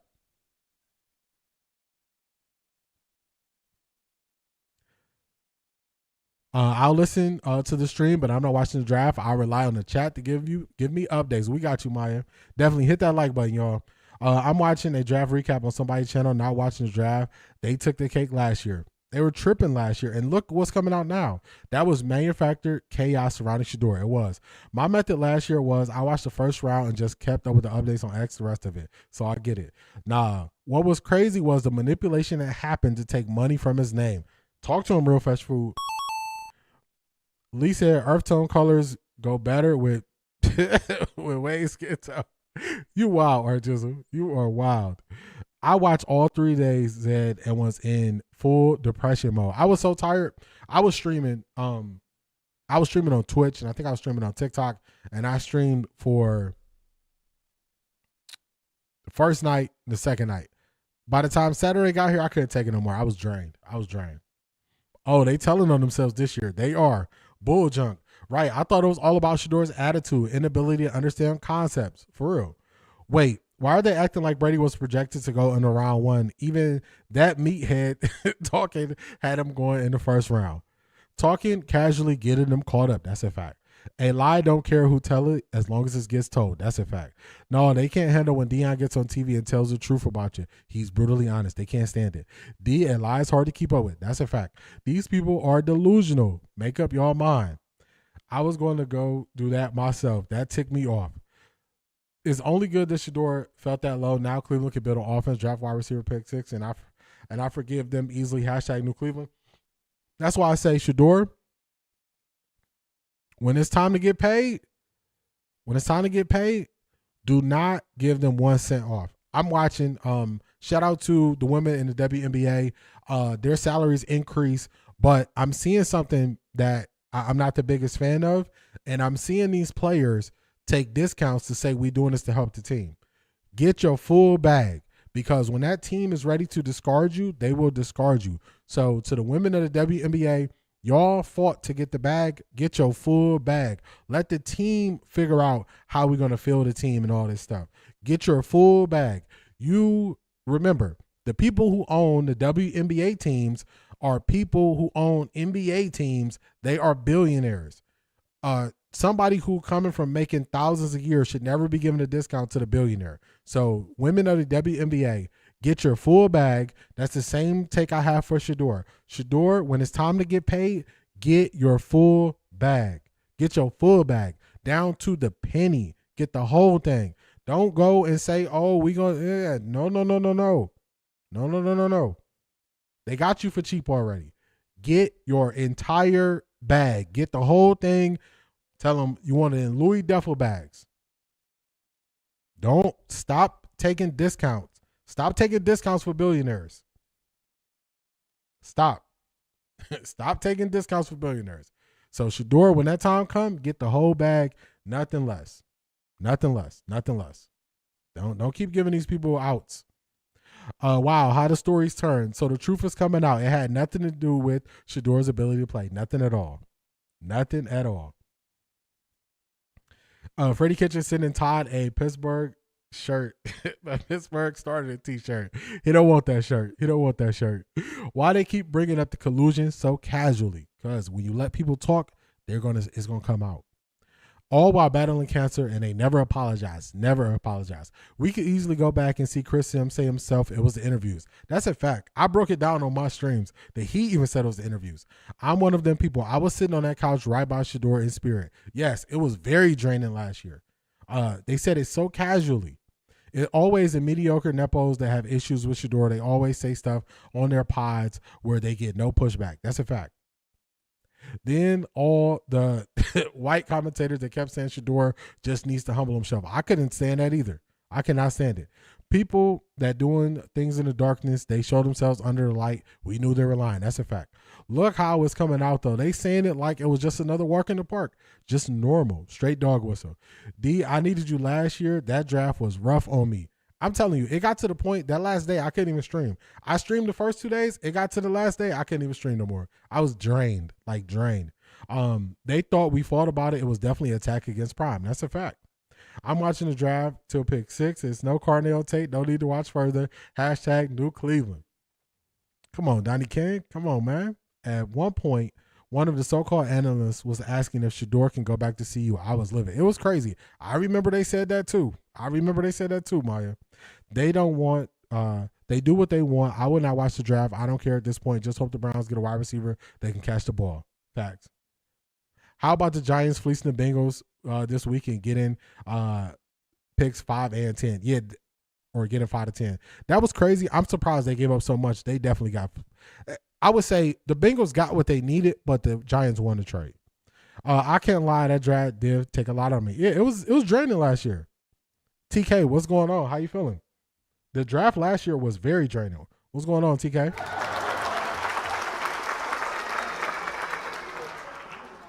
The WNBA seems like a bootleg organization. These teams seem shady to me.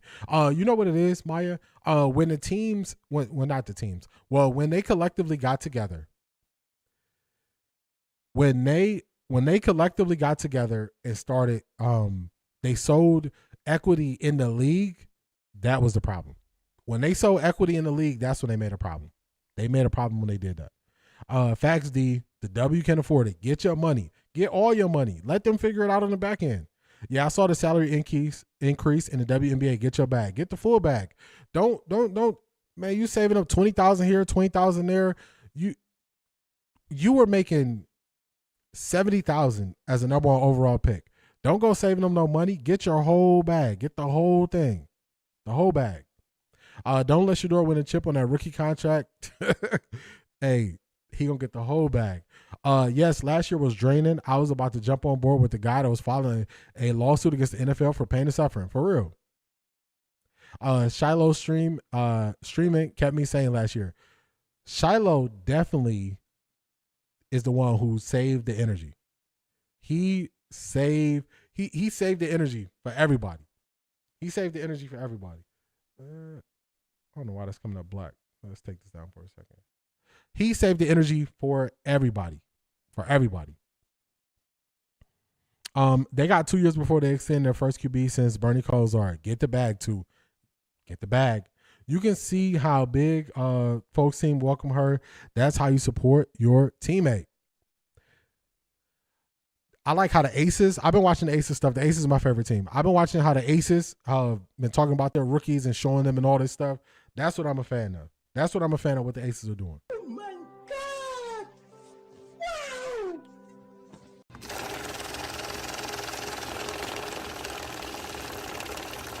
I got money. Shout out to Charmaine. I got to figure out why that's showing up black in the background, but shout out to Charmaine, hardest working woman in Ohio. Get your full bag. Talk to him. Talk to him. Every woman in the WNBA, get the full bag. Every woman in the WNBA who negotiate and walk around like this. I got money. Don't be in there. Don't be taking those discounts, taking those deals, doing this. No, get the full bag. Y'all fought for the full bag. Y'all were going to strike for the full bag. Get the full bag. Get the full bag. Get the full bag. Chris Sims is a nobody in my opinion. What he do in the NFL? Nothing. Nothing. They hate Juan Shador primarily because he loves God. That's another reason they don't like him. That's another reason why they don't like him. Our Jizzle got 3 teams to watch. They realize they can't control the narratives with Prime and Shador. That's why it's so extreme about him not making it as a fifth round pick. Also, there is a stigma around 5th round QBs. Cedric, you hit the nail on the head right there. I did something last year where I looked into all the quarterbacks that had success, and let me see if I show it here. Oh, don't show. I looked at all the quarterbacks that had success, and I went through 5th round quarterbacks do not have a history of success in the NFL. They do not have a history of success in the NFL, and that's what they were trying to put on Shador. I wonder if the Giants are going to snake the Browns with that 5th pick. I don't know. Todd Monken is a winner. People forget that he won a championship as a coach in college as a coordinator at the Ravens. # New Cleveland. Oh, no. We know about Todd Monken over here. We know about the Todd father. The WNBA commissioner is shady. Maya? Now, that's one I don't trust. That's what I don't trust. Because when you got the players showing memos that you just sent to the Players Association and then you saying you didn't do that, is crazy. So, yeah, I don't trust her. I don't trust her. Everything they tried to stop is here. The NFL knows it, but these analysts are in denial. Still Dawg Wilson to their demographics. That's a fact. Eric Dixon told everybody the media just dismissed them. They did. They fear what they can't control. That's a fact. Every round has at least one hit QB, but the 5th round since 2000s. I went through it and looked it up. The 5th round is not the place where you see success for quarterbacks, unfortunately. Shiloh been a good big brother. Watch the stream with Shador on the Europe tour. That's a fact. Shiloh energy, he kept. I think Shador needed that. He was what Shador needed in the moment, right there with him. Also, many forget that he was trying to draft Shador from high school. That's a fact. I was crying happy tears when Shador's name finally was called. I didn't even know I cared that much until then. It was a traumatizing experience, for real. He will be the second QB since the 90s. Mark Brunell had the best career. Man, lucky lefty, Mark Brunell, Jacksonville Jaguars. And he got drafted by somebody else. I think Mark Brunell got drafted by Green Bay or Minnesota, then traded to the Jaguars. So, yeah, definitely you got to take it back. You got to take it back. You got to go back a while. Dolph Son's trade was roasting Shiloh last year. It was funny. He was at his neck. People now say the 5th round humbling Shador. Man, Shador's the same person. He the same person. They got to stop with that. He's the same person. He the same person. They just talking on the side of their necks. Let's get this back up and let's keep it moving. What we got up next on the docket? I wanted to play that for y'all just to show y'all how casually they're saying that. Shout out to Tika for sending me this. Trust me, I'm a congrats. Now, I'm not really gonna get into the CU beef and what other podcasts are saying and all that stuff. I just want to get to the core of what I really felt when I heard them talking on this podcast. This is the core of what I felt. Make sure I don't have it on fast. I listen to everything on 2x speed. Okay, this is the core. I felt this right here, y'all. Congratulator. At the end of the day, I was congratulating you guys for getting hired because it only opens up an area for other podcasts and people that do things, and especially the ones who really got access to Coach Prime and the program. So 247, CBS, ABC, all of y'all who got y'all want to come and have a podcast that's going to cover Coach Prime and the Colorado Buffaloes. Dog, shit. Why are you looking over there? Because that ain't it. That ain't this. Hey, Chico, you said it best, baby. I sell milk. I want more milk salesmen because eventually they're gonna find their way to the best milk. Exactly. I don't need to be the only milk in town. I'm the best milk. So I just want more milk drinkers. So hey, anybody else that want to get in this space, get in it. Get in it. Just know that's 2%. That's spoiled milk. This whole milk. That's almond milk. It's different types, dog. Just know what you're drinking. Know what you. They're dropping bars at the end of this, y'all. They're dropping bars. I feel the same way. I don't mind who come into the podcast game. I don't mind who get into the merch game. I don't mind who get into any of these spaces. I don't mind who get into any of these spaces. I don't mind it. I have a belief in myself. I believe that I have a position where if I keep putting in the work and I keep showing up and I keep producing and I keep getting better, I believe I will grow. I don't mind if somebody starts their podcast at the same time as me. You know, it's certain people, they want to, oh man, you start your podcast at this time and then I'll start my podcast at that time. I'll just let y'all know something. I had less than 100 subscribers on YouTube when I changed the time of my stream from Saturdays to Monday, Wednesday, Friday. Less than 100. And I don't got to say no names, so y'all just got to pick up what I'm putting down. Whose time slot? Who did I go up against with my time slot? I didn't run from the smoke. I ran towards the smoke because I have a belief in myself, and I believe I bring a different energy, and I put on a different stream, and I do things differently, and I believe people enjoy it. So I'm right with them from the Pregame Network. It could be 1,000 podcasts. It could be 1,000,000 podcasts. It could be 1,000,000,000 podcasts. I don't duck no smoke because people are going to see what the real is.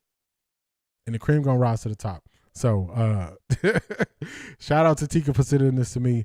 They were getting into the CU kind of drama, but I didn't get to that part. But this is the thing I took away from it. So I'll let y'all pick up what I'm putting down on that one. Let's keep it moving forward.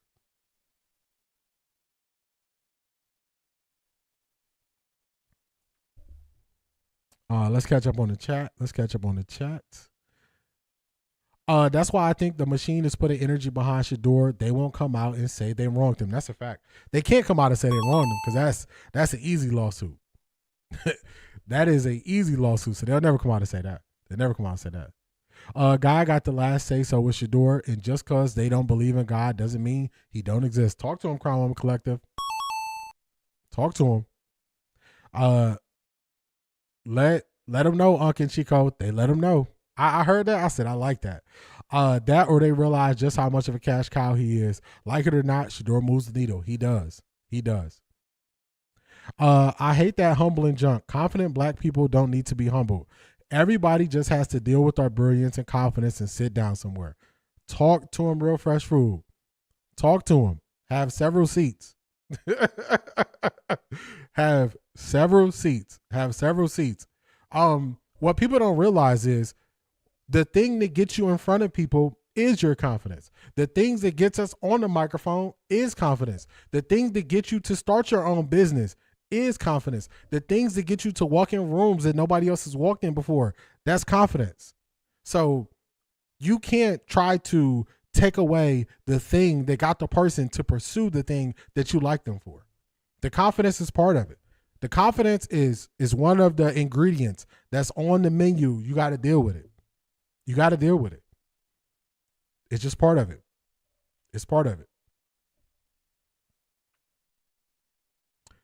You caught that, Donnie King? Just know what you're drinking. That's a fact. Better come correct, though. That's it. I don't mind it. D, you have a great show. I appreciate that, Ms. Brown. I appreciate that. Hello, Shador. I heard comments about the 5th round humbling you. Well, Arch Manning and the national media were humbled by Ohio State. Actually, Arch's legs won a few games and not his arm. That's a fact. D wants all the smoke. I want the pressure of being great. It's a pressure to being great. It's a pressure to have to show up. It's a pressure to set yourself or hold yourself to a certain standard, and then you play that out every week when people are showing up. I want that pressure. I don't run from that pressure. I want it. They want us to shut up and dribble. Shake my head. Derek Spinner, what's going on? That's it. D, my sister is a caterer and a darn good one. She always says, everyone's taste buds are different. Your folks will be eating here. That's a fact. That's a fact. You're right, D. It's enough money out there for everybody. What's for you is for you. That's a fact. Black Pearl got it. Black Pearl got it. Somebody high up paying Madden others to sabotage Coach Prime is organized.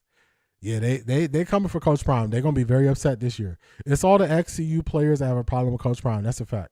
D, I'm from Europe. I started watching Cleveland media because of Shador dropping in Cleveland. I'm not watching the old Cleveland media, those who was following Stefanski.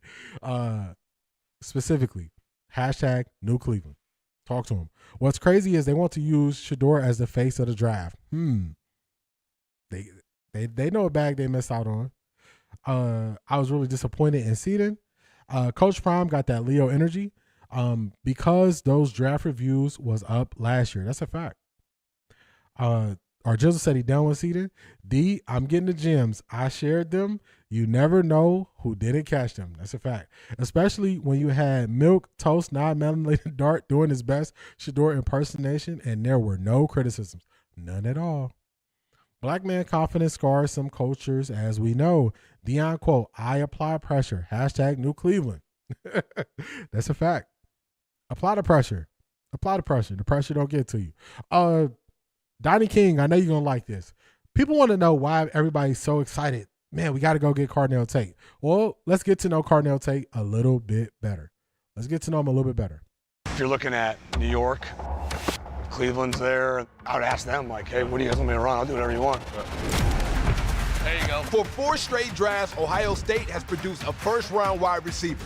Carnell Tate is about to make it 5. But no one can catch like me. Carnell's now next up. After a season with 0 drops and an 86% contested catch rate, Carnell Tate is just different. But in the deepest receiving class in years, can he prove that he should be the first one taken? I'm the best receiver in this draft because I got the hands to prove it. Watch me. He said, I got the best hands in the draft. Watch me prove it. I like that energy. All right, 317. Let's go. We're gonna jump forward. I can't play a lot of this. This is from overtime season. This came out a day ago, though. We want to get about here. I'm the best receiver in this draft class because I do it all. Good. There you go. I can catch, I can run routes, I got the speed. It's important for me to be the first receiver off the board. There you go. Let's go peek. So just like a beat for you. I want y'all to hear that. He wants to be the first receiver off the board. He's not running from the smoke. He's running towards the smoke. He's running towards the smoke. That is what I like. That's what I like. I want people who are not afraid of it. Shador said, don't pick me if you're not trying to change the culture. People bashed him for it. Guess what? He was right. They were wrong. They wanted to take his confidence. It didn't work. Confidence is on the menu. Confidence is part of the things you get when you have a quarterback who is coming in to turn things around. That's what it's part of it. Part of the ingredients. Let's go. Good. Nice job. Carnell Tate has the hands, the route running, and the IQ to not only be the best wide receiver in the draft, but the best Ohio State wide receiver we've ever seen. As a receiver, I think my secret weapon is my catching ability. It's definitely a point of pride when the ball comes my way and it doesn't hit the ground. I mean, that speaks to who you are as a receiver. You like a little bit of the spotlight? Yeah, I enjoy the spotlight. That's what I go out there and do. I just like what comes with it. I mean, you go out there and make plays. The team relies on you. I like the spotlight. I like to have fun. That's kind of why I play receiver instead of DB. If you're looking at New York, Joe Shane, and if you're looking at, if Cleveland's there, and then the Saints, I would ask them, like, hey, what do you guys want me to run? I'll do whatever you want. Probably one of the smartest players I've ever coached. I don't know if there's anything he doesn't do well, to be frank. Every time the ball comes his way, he's got to make the play. That's about it. So he does that at a very high level. Ohio State, widely renowned as wide receiver U. Carnell's now next up. It doesn't form if these guys don't want to go and challenge themselves and play with the best. Like Carnell did not start as a freshman. That's okay. He knew we were on a 3-year plan. He knew our conversations. He trusted the training. He trusted his strength coach, and he trusted the process. You want another one? All right, so this is overtime season. Definitely go in and check this out. It's a lot longer. But this is some of the reason why people are so bullish on Carnell Tate. This is the reason why they're bullish on Carnell Tate. For me, of course, I want the Browns to get weapons. I would love for them to get Carnell Tate. And before we get to skill set, I look at mindset. And he has the right mindset. That's what I want to see. I want to see if a player shies away from the spotlight, shies away from the attention. If you look at the Cleveland media, how they function and how they operate, if you're a player that shies away from it, Cleveland's not the place for you. So people look at, New York, it's the bright lights and the big stage, and they look at, the cities that are bigger. But y'all see what happens to a passive person in this Cleveland media. A passive person, the Cleveland media is just going to just basically eat you up. They're going to eat you up because they're going to press and try to start stuff and do all this stuff. So, this is part of the reason why people like Carnell Tate. This is the reason why. It starts with mindset first for me. Mindset first, no drop passes last year, and he could do everything that needs to be done on the football field. So that's why I want Carnell Tate. That's why some other people watch him. If you want to see this, this is about a just under 20-minute video. This is on overtime season. Shout out to them. Shout out to them. All right, let's catch up on the chat.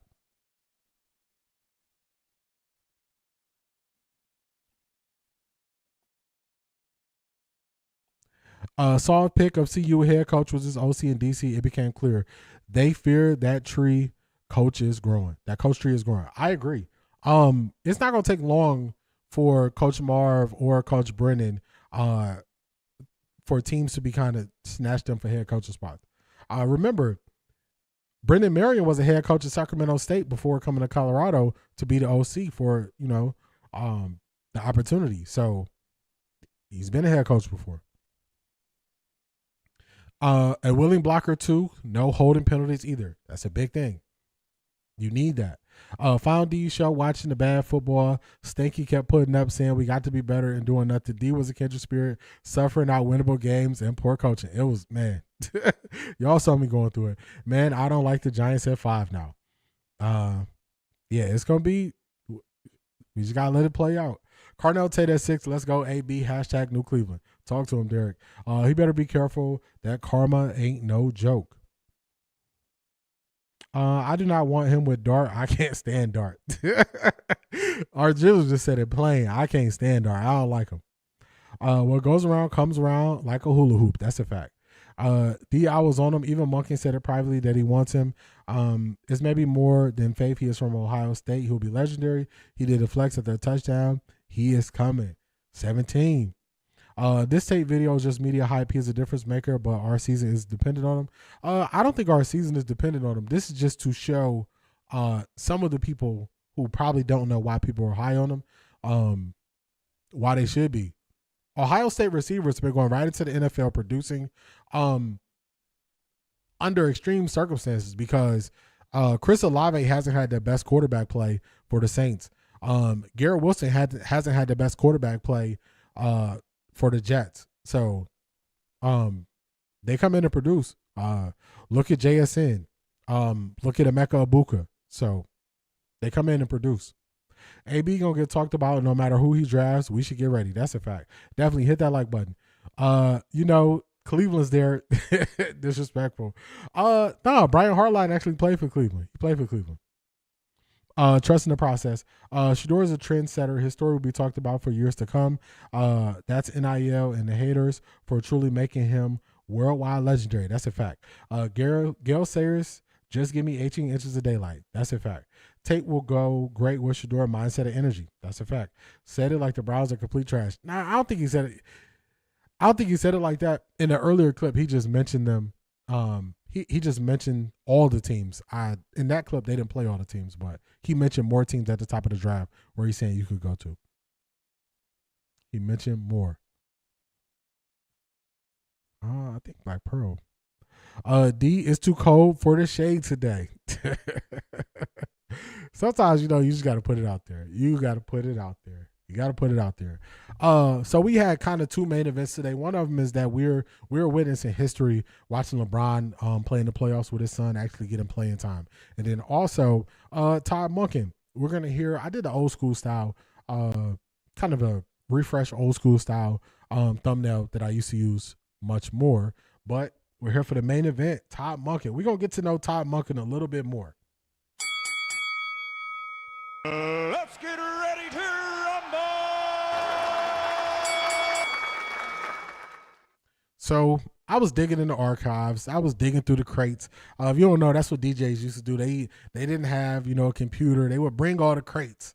They bring all the crates to the club, and they used to have guys who just wanted to be around the DJs and learn the skill and the art and the technique of DJing. They would carry crates for guys. So I was digging through the crates, and I found some stuff from a couple of years ago on Todd Monken while he was with the Ravens. And I just want y'all to check it out and get a better understanding of Todd Monken going into this thing. So let's go.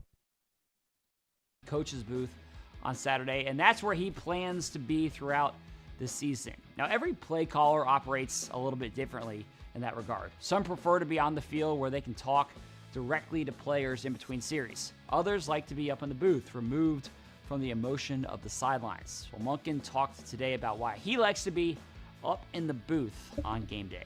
Much easier to spread out, much easier to stay calm. The emotional side of it is much easier because at the moment you feel like you can scream. No one's right there, even though you think they can hear you through the glass. Y'all know Monken be screaming. The reality is it allows you to stay a lot more focused and try to keep it as calm as you can. As calm as you can. I'm human, so it doesn't mean I don't get frustrated or I don't make mistakes, but it has always allowed me, and I can see it. Monken's going to be upstairs during games, and that's pretty common for offensive coordinators. So this is going to be different because I believe as a head coach, man, you got to be on the sideline. You can't be up in the booth. You definitely want to be on the sideline. So I think that's going to be a change for him. But I'm thinking about doing an in the weeds, like on some of the coaching things, like the coaching play sheet, and just I'm trying to find the right group of things to break it down so I can see, so I can show y'all on Patreon, like how they know the different personnel and how using different personnel is a gift of Todd Monken. So he did some things like in the run game where he will replace a tight end with a fullback, and it'll force the defense to be in a certain personnel, but then you line them up differently and it kind of throws off the defense so you get the advantage. I got to do some more digging for that. So just be look out for that for the in the weeds for tomorrow. But we're going to get to it. Put it this way. Couldn't survive a full season without support from y'all. Was never a Browns fan before Shador, and I watch him in Colorado, seeing a special talent. Shout out to you too, man. We appreciate you as always. This one. We appreciate you as always being here. I know you're enjoying that great weather in Brazil too. I'm happy they fired Stefanski before the news fans got used to them. Hey, Atlanta, we wish you the best. I mean it seriously. You're going to need it. They're going to need it, Donnie King. I could say first QB I cheered for as a kid was Bernie Kosar. Every year versus a team I hated, Denver Broncos and Elway. Yeah, and they got us. Thank you, Andrew Berry. You told her let's wait for 20 years to see if they are truly generational talent. That's a fact. Right. May the force be with you, for real, in Atlanta. D bringing out the vinyl. Yeah, got to dig in the crates. Yeah, he needs to be on the sideline. He definitely needs to be on the sideline. So what that kind of signals to me is that the OC will probably be in the booth just getting that bird's eye view, and there'll be a lot of communication going on just in between plays. So I think that's what I'm going to happen. But what do I know about it? No, Carnell Collective, I think you're right. You definitely, as a head coach, you want to be on the sideline. because there were times where you might have to go say something to the defense, say something to the offense. You got to get right with the DC. Hey, what you think here? Get with the special teams coordinator. Go get with the guys. Get with the offensive line. Hey, go get the defensive line to prep talk. So you're right. You're right. You're right. Let's keep it going. Now, another topic that he talked about today was getting play suggestions from quarterback Lamar Jackson. Lamar has been sending he and T. Martin plays that he's found on social media. And Monk talked today about why it's important for him to consider incorporating those into the playbook. If you empower your players, you're more receptive to their ideas and they put more time and effort into it. Not just things that they see, but things that they may see on film or what's on their mind in terms of a better way of doing it. Because if they don't have confidence in what we do, you're really in trouble. So I think that's a step in the right direction. And when players have ideas or thoughts or suggestions, it's been my background to, hey, let's take a look at it. Let's take a look at what you see. As long as it's well thought out, and I think it fits, there does come a point where you can't have 28 suggestions, for God's sakes. But the reality is you do want them involved. You do want them feeling good about the process, how we go about game planning. And once they do that, then there's, like I said, a certain amount of empowerment, ownership into what we do. So it's interesting perspective. That approach right there, I think, is very valuable. So we always hear, we hear the kind of Kevin Stefanski was more plays over players. And when you look at Todd Monken, he's players over plays. He'll even take suggestions and kind of open up the playbook or their input. So guys are more bought in. And I think that is a perfect place to be in. I think it's a perfect place to be in because anything you feel ownership in, you care more about it. You care more. If you see, let me run y'all through a scenario, 2 scenarios. First scenario, you play for the Cleveland Browns. You've been on this team in the offense for 3 years, and you see that we are not scoring a lot of points. We are not moving the ball on 3rd down. And you go to the coach and say, hey, coach, man, this team we got coming up, we need to trap their defensive tackles. Like, oh, you playing Pittsburgh, and you want to use Cam Hayward's aggressiveness against him. So we need to run more trap plays when we're running the ball so we can get him exerted energy and we can have a lineman coming around and hitting him. And the coach will say, all right, I'll think about it. And then instead of running trap plays up the middle, he runs draws up the middle and runs straight at the D lineman, Cam Hayward. And Cam Hayward wrecks the whole game. That's no ownership. That's plays over players. Players are going to stop being bought in. They're going to say, look, man, I'm giving you suggestions. I'm trying to help you understand this. I'm trying to do something better. Todd Monken is saying, you know what? I didn't think about it. But if we could tire Cam Hayward out by the 4th quarter when we want to lean on them and we want to run the ball, we could take advantage of that. That's ownership. That's, you know that they are listening to you. That's the difference in the two. So that's why you want players over plays. We saw it fail when it was plays over players. So that's what you want to see. This is definitely a plus for Todd Monken. Definitely a plus. Ryan did ACL dirty. Stanky is not the answer. And then they followed that up with getting to it. So they got some stuff going on. Same here. The number of Shador support groups I have found has been good. It's a movement for sure. I agree. D, Coach Prom likes Jordan Tyson better than my boy Tate. Well, you know, Jordan Tyson, he was at Colorado when Coach Prom got there. He did end up transferring, but he was there. He was there. And they have a good relationship. World Cup is coming. Brazil isn't that same special team, but it's always team to watch. I feel you, man. I feel you. World Cup is going to be special. It's going to be special.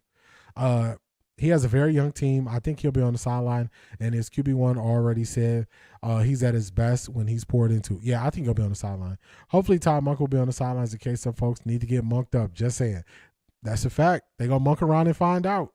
They're going to monk around and find out. I think the Browns will be fine. They didn't have a coach on the sideline for years. Well, physically, Kevin was there, but his playbook wasn't. Oh, shucks. You just made me think about something. My boy was out there. Keep at this. He out there looking at them plays. He looking at them plays. I'm gonna flip this thing. Flipping it over. Let me see if he all right. What we gonna run here? I don't know. Make a decision, coach. Make a decision. What you gonna run, man? Pick a play. Pick a play. Get some yards. What you gonna do, coach? So he had that Denny's. That was a funny thing. Everybody called it the Denny's menu with Kevin Stefanski. Like, make a decision, coach. Do something, man. Stop squinting. Why you always squinting? Ain't nothing changed. Not gonna feel bad for Atlanta fans if they lose to Cleveland Browns. It's bad because I watched Dwyane be great at the Falcons. I was a fan, but the fans will kick Stefanski out. Yeah, they're not going for Kevin Stefanski. Y'all, why is Mary Kay Cosmetics still talking about Kevin and Shador?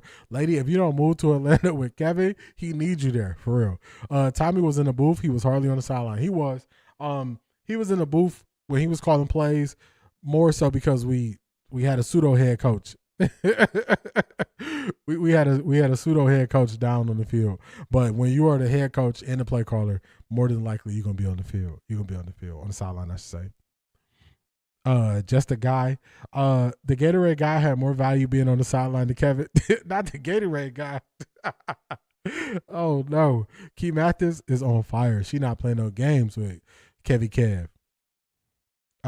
Go after your boyfriend. Still talking about him. We don't know Stefanski, and glad we don't need to. Bye, Felicia. For real. She need to go ahead and go down there with Kevin. We're gonna monk you right up. We're gonna monk you right on up. I like it. They were trying to find Waldo in Kevin's playbook. For real. Just flipping through the pages, looking all around. Just, man, I don't know what to do here, y'all. I don't know what to do here. I got another one for y'all. That was the first one. I really like Todd Monken's mindset, his leadership style. I got another for y'all. Another throwback. Let's go. This is another one. He's going to talk about maximizing the abilities of his players. So this is another good one, y'all. Another good one. Maximized the ability and the potential of that quarterback position. I mean, I look at Stetson Bennett the last few years, and obviously his story is well documented, going from a walk. I want y'all to, hopefully this is loud enough. I want y'all to listen closely to what he's going to say when he describes Stetson Bennett. And I want y'all to put that through the lens of Shador. I'm giving you the answers to the test early. I want you to hear this. My ears perked up when I heard this. On to a Heisman Trophy finalist. What do you think is the key in maximizing the abilities of the quarterback position? Well, again, I think that in a lot of ways, yes, Stetson was initially a walk-on, but that after you've been there 6 years, okay, and you're 25 years old, we're way beyond that now. He's a good player. He's a really good player. And eventually they just kept using that like as if, boy, we had some other walk-ons that aren't going to get to that. That's unfair to just classify him in that because he was a really good player. And so I do think that you have to play to the strengths of the quarterback and your team. And I think you have to make it simple enough to where they can play fast. Now, let me pause it because I hope y'all are picking up what I'm putting down here. He said, look, Stetson Bennett was a walk-on, but he was there 6 years. He became a great player. We had walk-ons that never became great players. So I know people like to categorize him as a walk-on, but that's not all he is. Sound familiar? Sound familiar? I know Shador is a 5th-round pick, but every 5th-round pick is not turning into what Shador is. So we got to categorize him as a player. So drop that 5th round pick tag. Unless every time you say 5th round pick, you're also going to follow that up with Pro Bowl quarterback. And I know y'all don't like when people remind you that Shador's a Pro Bowl quarterback, so stop reminding me which round he was drafted in. Capiche? Comprende? Ou comprend? So I like what Todd Monken said there. Hey, just because they all in the 5th round don't mean they the same. They're not created equally. Talk to them. Easier said than done, you know. And you have, like I said, you have to have a great staff. that builds what you want to do philosophically around those players. And then you have complete buy-in, and then you have to start what you do really well and then how you attack people. You mentioned the running game, and over the past few years, nobody's run the ball better than the Ravens in the NFL. How do you want to try to take what's in place and that success, that's been there on the ground, and then add on top of it and try to work on taking that passing game to a new level so that, those two pieces marry each other?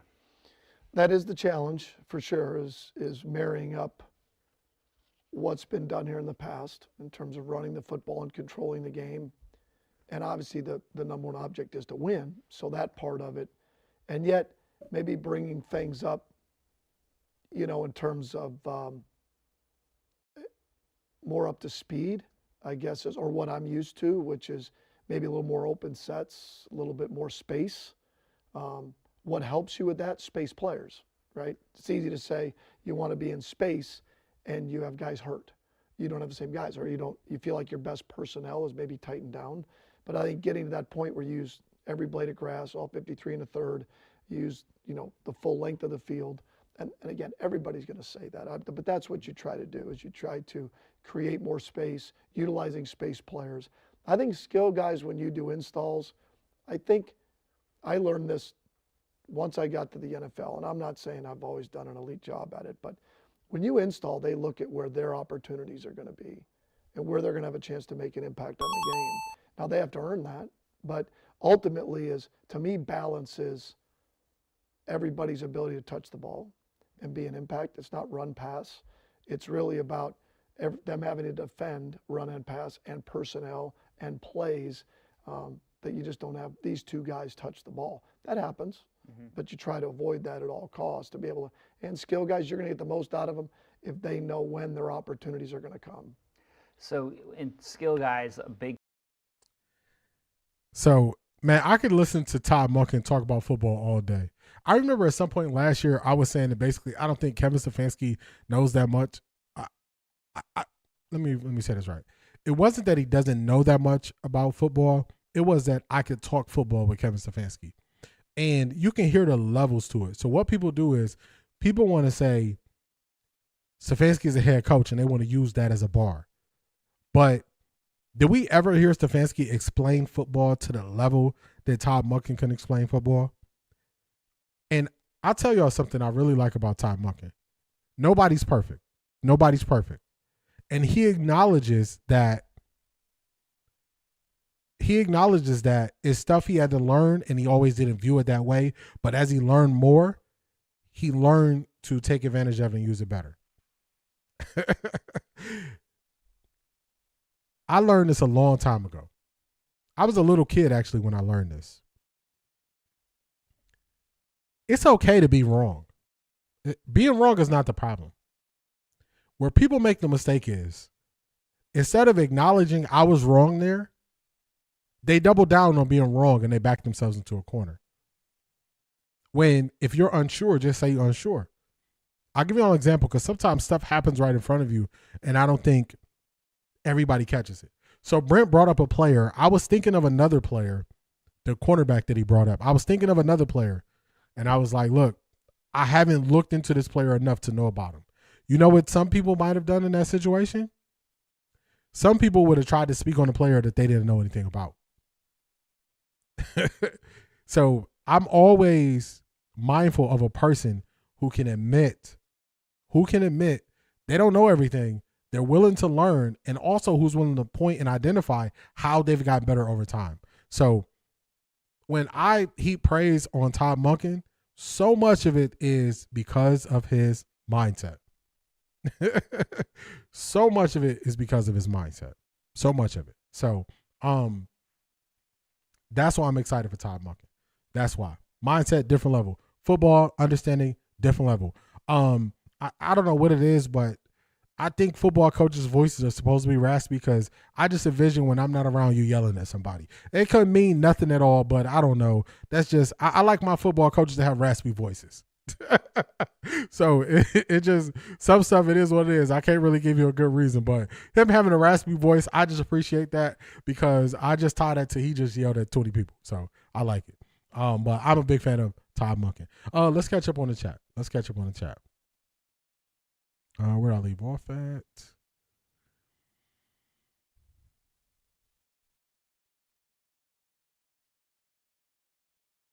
Let's see.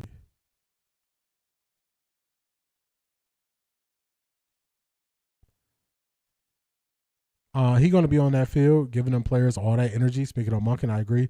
Coach Monken, according to watching the video, Shador was balling against Tennessee, Baltimore, Buffalo. Those were winnable games. Kevin, why would you run the Wildcat with the bona fide QB? That's a fact. Wildcat is a specialty. That's a fact. That's like you go to a restaurant. What's your specialty? Oh, my specialty is French fries. Okay. His Wildcat 9 lives have run out now, sis. That's a fact. Wildcats and Tiger runs. He's going to feature Bijan and the Wild Falcon, not the Wild Falcon.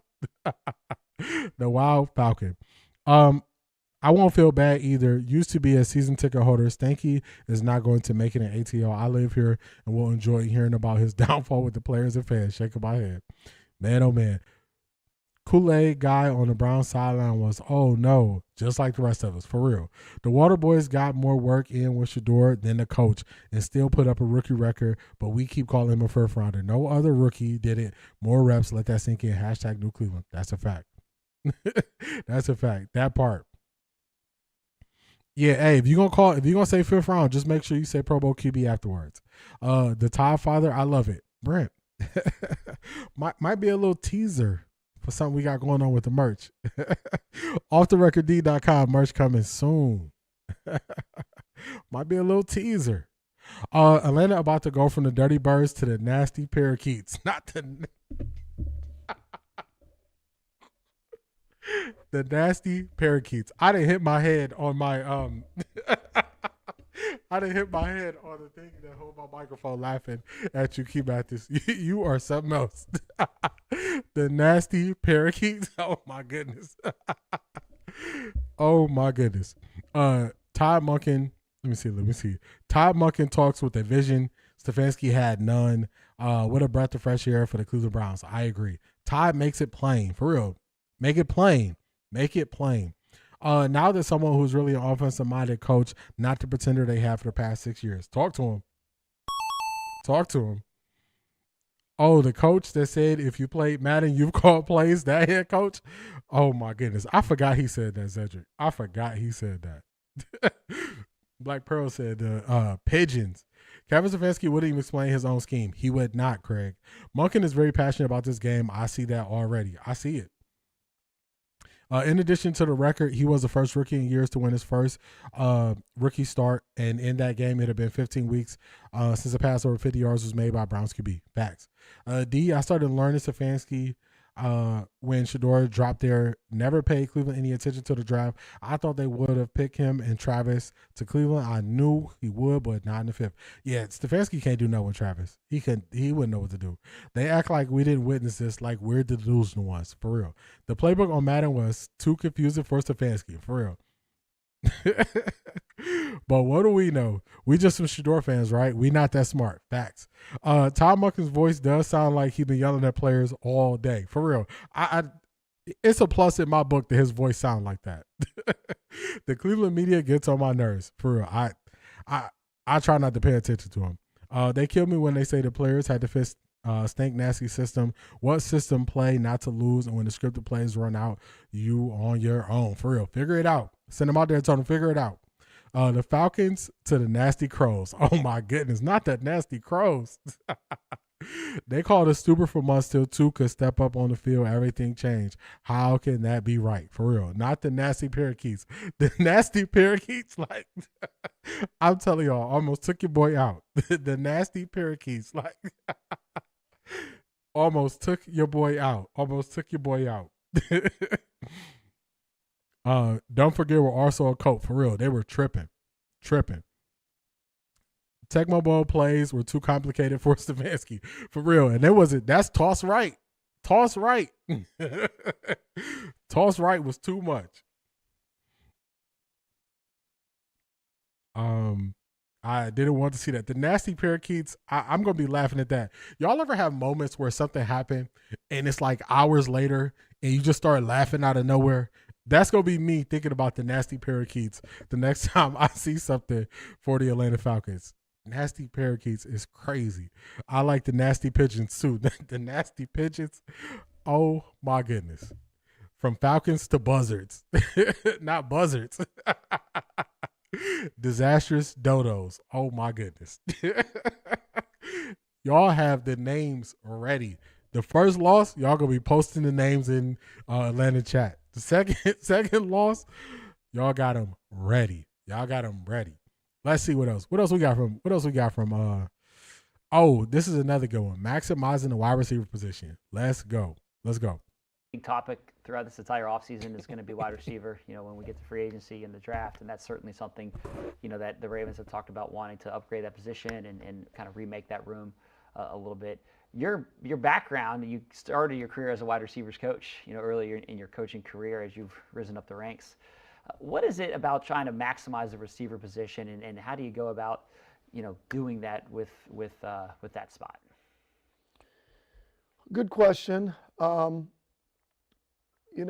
think first off, I'll just talk in just general, is that I think every player and every coach is always under construction.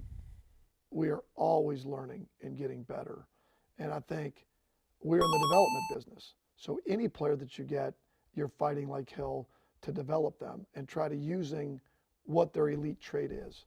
You're always trying to find what that is. Where can they add value within a game plan? For instance, Wes Welker's with the Dolphins, catching 60 balls. They're a pro-style offense. He goes to New England. He's a 100-catch guy playing in the slot, Hall of Famer, right?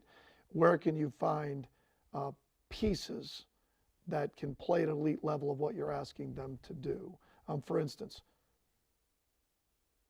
any positions that way. You're not going to ask an elite punter to play out the left tackle. He has an elite trait, right? So where is your elite traits that you think can help you from the value? And then you're constantly trying to develop them to maximize their skill set. And then also they should always be trying to get to the upper level of their skill set.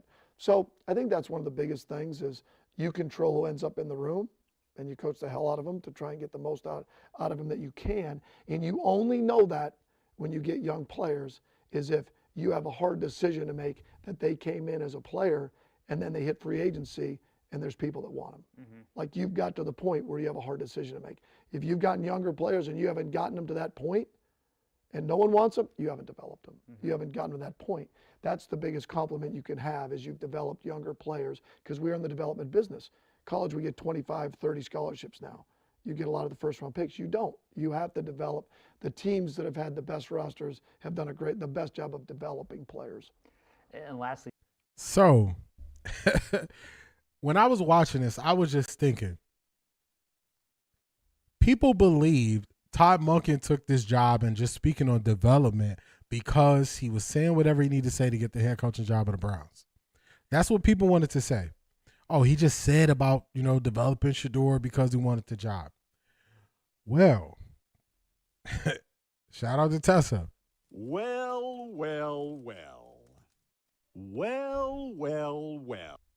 It seems like developing players and getting the most out of them is part of his philosophy as a coach.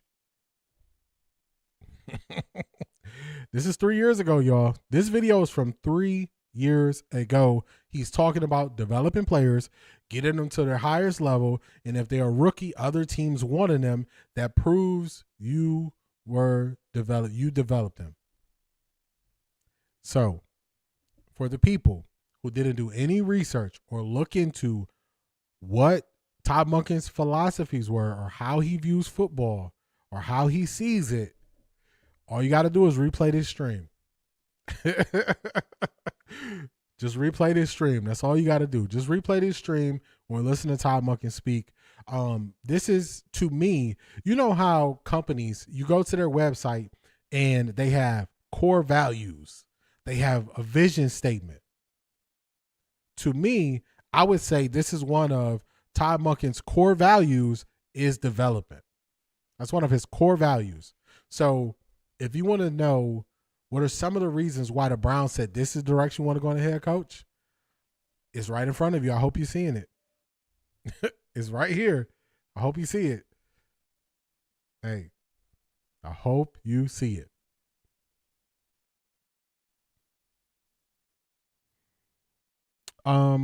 Let's catch up on the chat. I'll start in the reverse and then I'll catch up. D, do you think it's a possibility for the Browns to sign Anthony Richardson for 1 year? He is not attending the Colts OTAs. Would that make any sense instead of drafting a QB in the later rounds? Nah, it wouldn't make sense. It wouldn't make sense. It wouldn't make sense. He needs a lot of development. He's going to need a lot of nurturing. And if you're going to pour into and help him develop, you want the opportunity to keep him. So it doesn't make sense to develop a QB for 1 year just to lose him. You want to get a fifth-round QB, lower salary, develop them so they could be on the team a couple years from now. So let's see where we left off and let's catch up. Yeah, the nasty parakeets took me out. It took me out. Took me out. Disastrous dodos. D, the prank call also came from the Falcons, or was it not? It did come from the Falcons. It came from the Falcons defensive coordinator's son. All right, now there's still some Falcon fans in here grieving. Hey, yeah, CO7-111, let them grieve. Let CO7-111 grieve, y'all. Monken is a human coach doing human things, trying to improve himself and the people around him constantly. Stefanski knew everything better than everyone, and we were too stupid to get his explanation. That's a fact. We just didn't understand what he was saying. We did not understand what he was saying. That's what it was. I like the Todd father too. Hey, merch coming soon. OffThaRecordDee.com. It might be something about the Todd father in there. Might be something about hashtag New Cleveland in there. It might be. OffThaRecordDee.com. Sign up so you'll be notified when notified when the merch goes live. Check it out, y'all. I'm going to put the ATL Water Boys and the Car Booters on Kevin and Tommy both.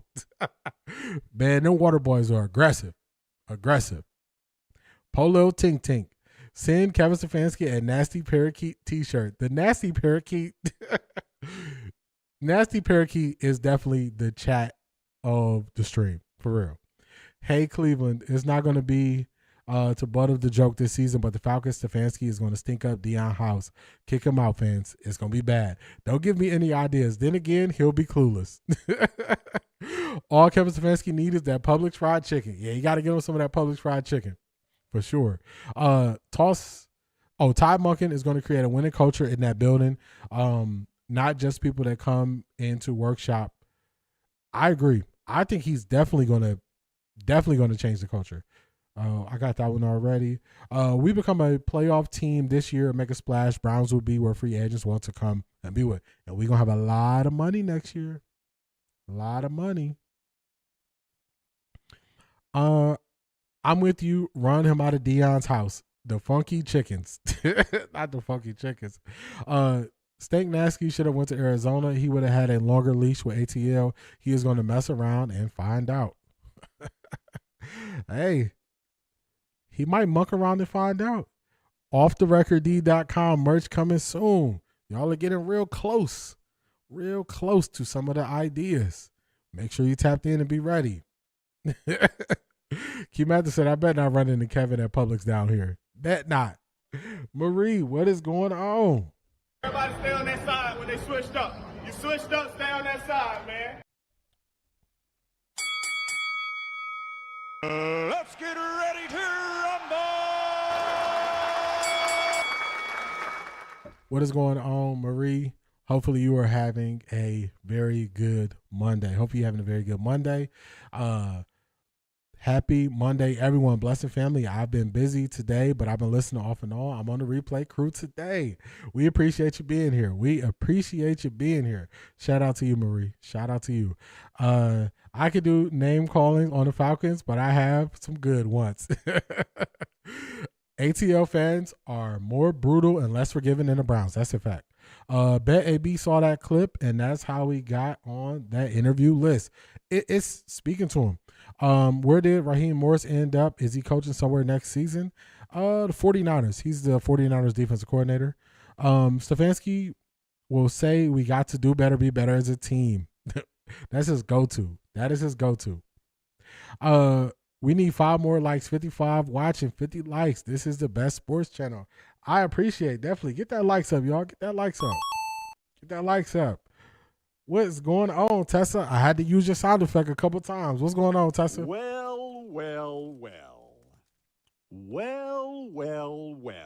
What is going on?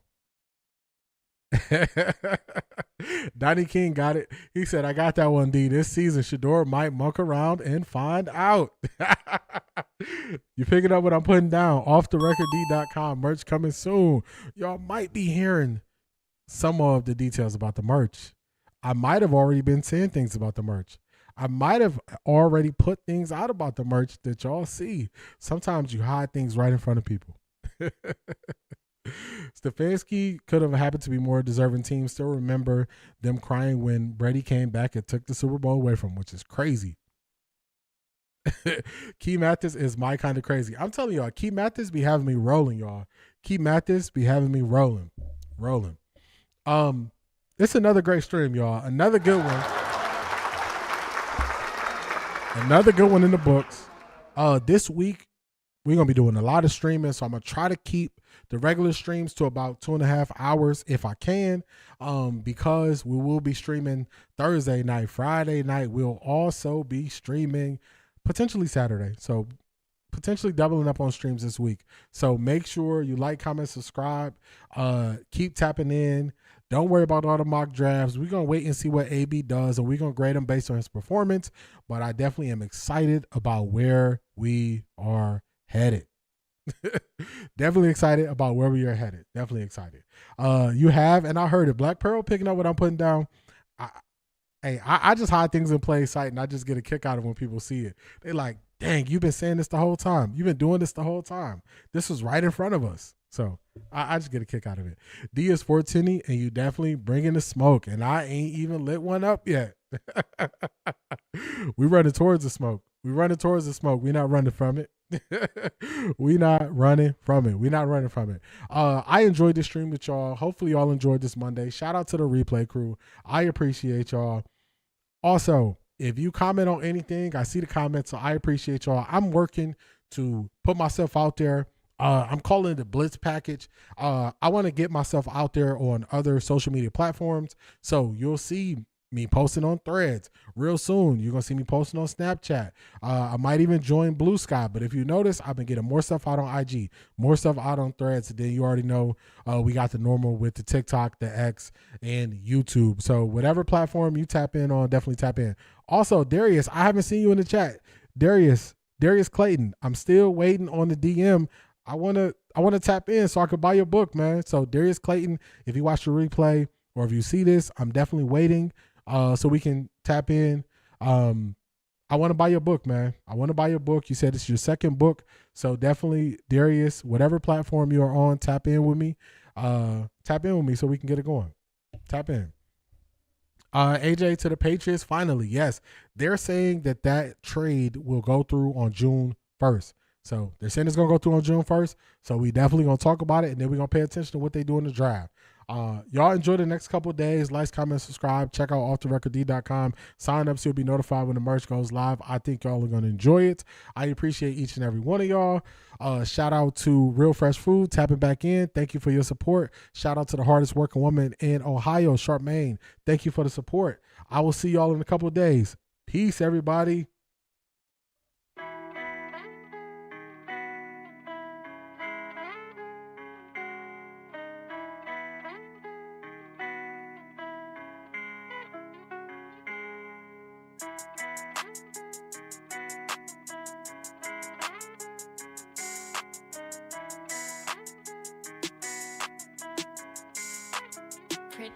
Look at what I did. Look at what I started. Look how far I came, dog. I ain't had no guidance. I just did my thing, dog. I just went my hardest. And I'ma go hard regardless. Yeah, I'ma go hard regardless. Yeah. Ran my check, I ran on my bag, I did what I did. Yeah. Ran my check, I ran on my bag, I did what I did. Yeah. And how good they judge me.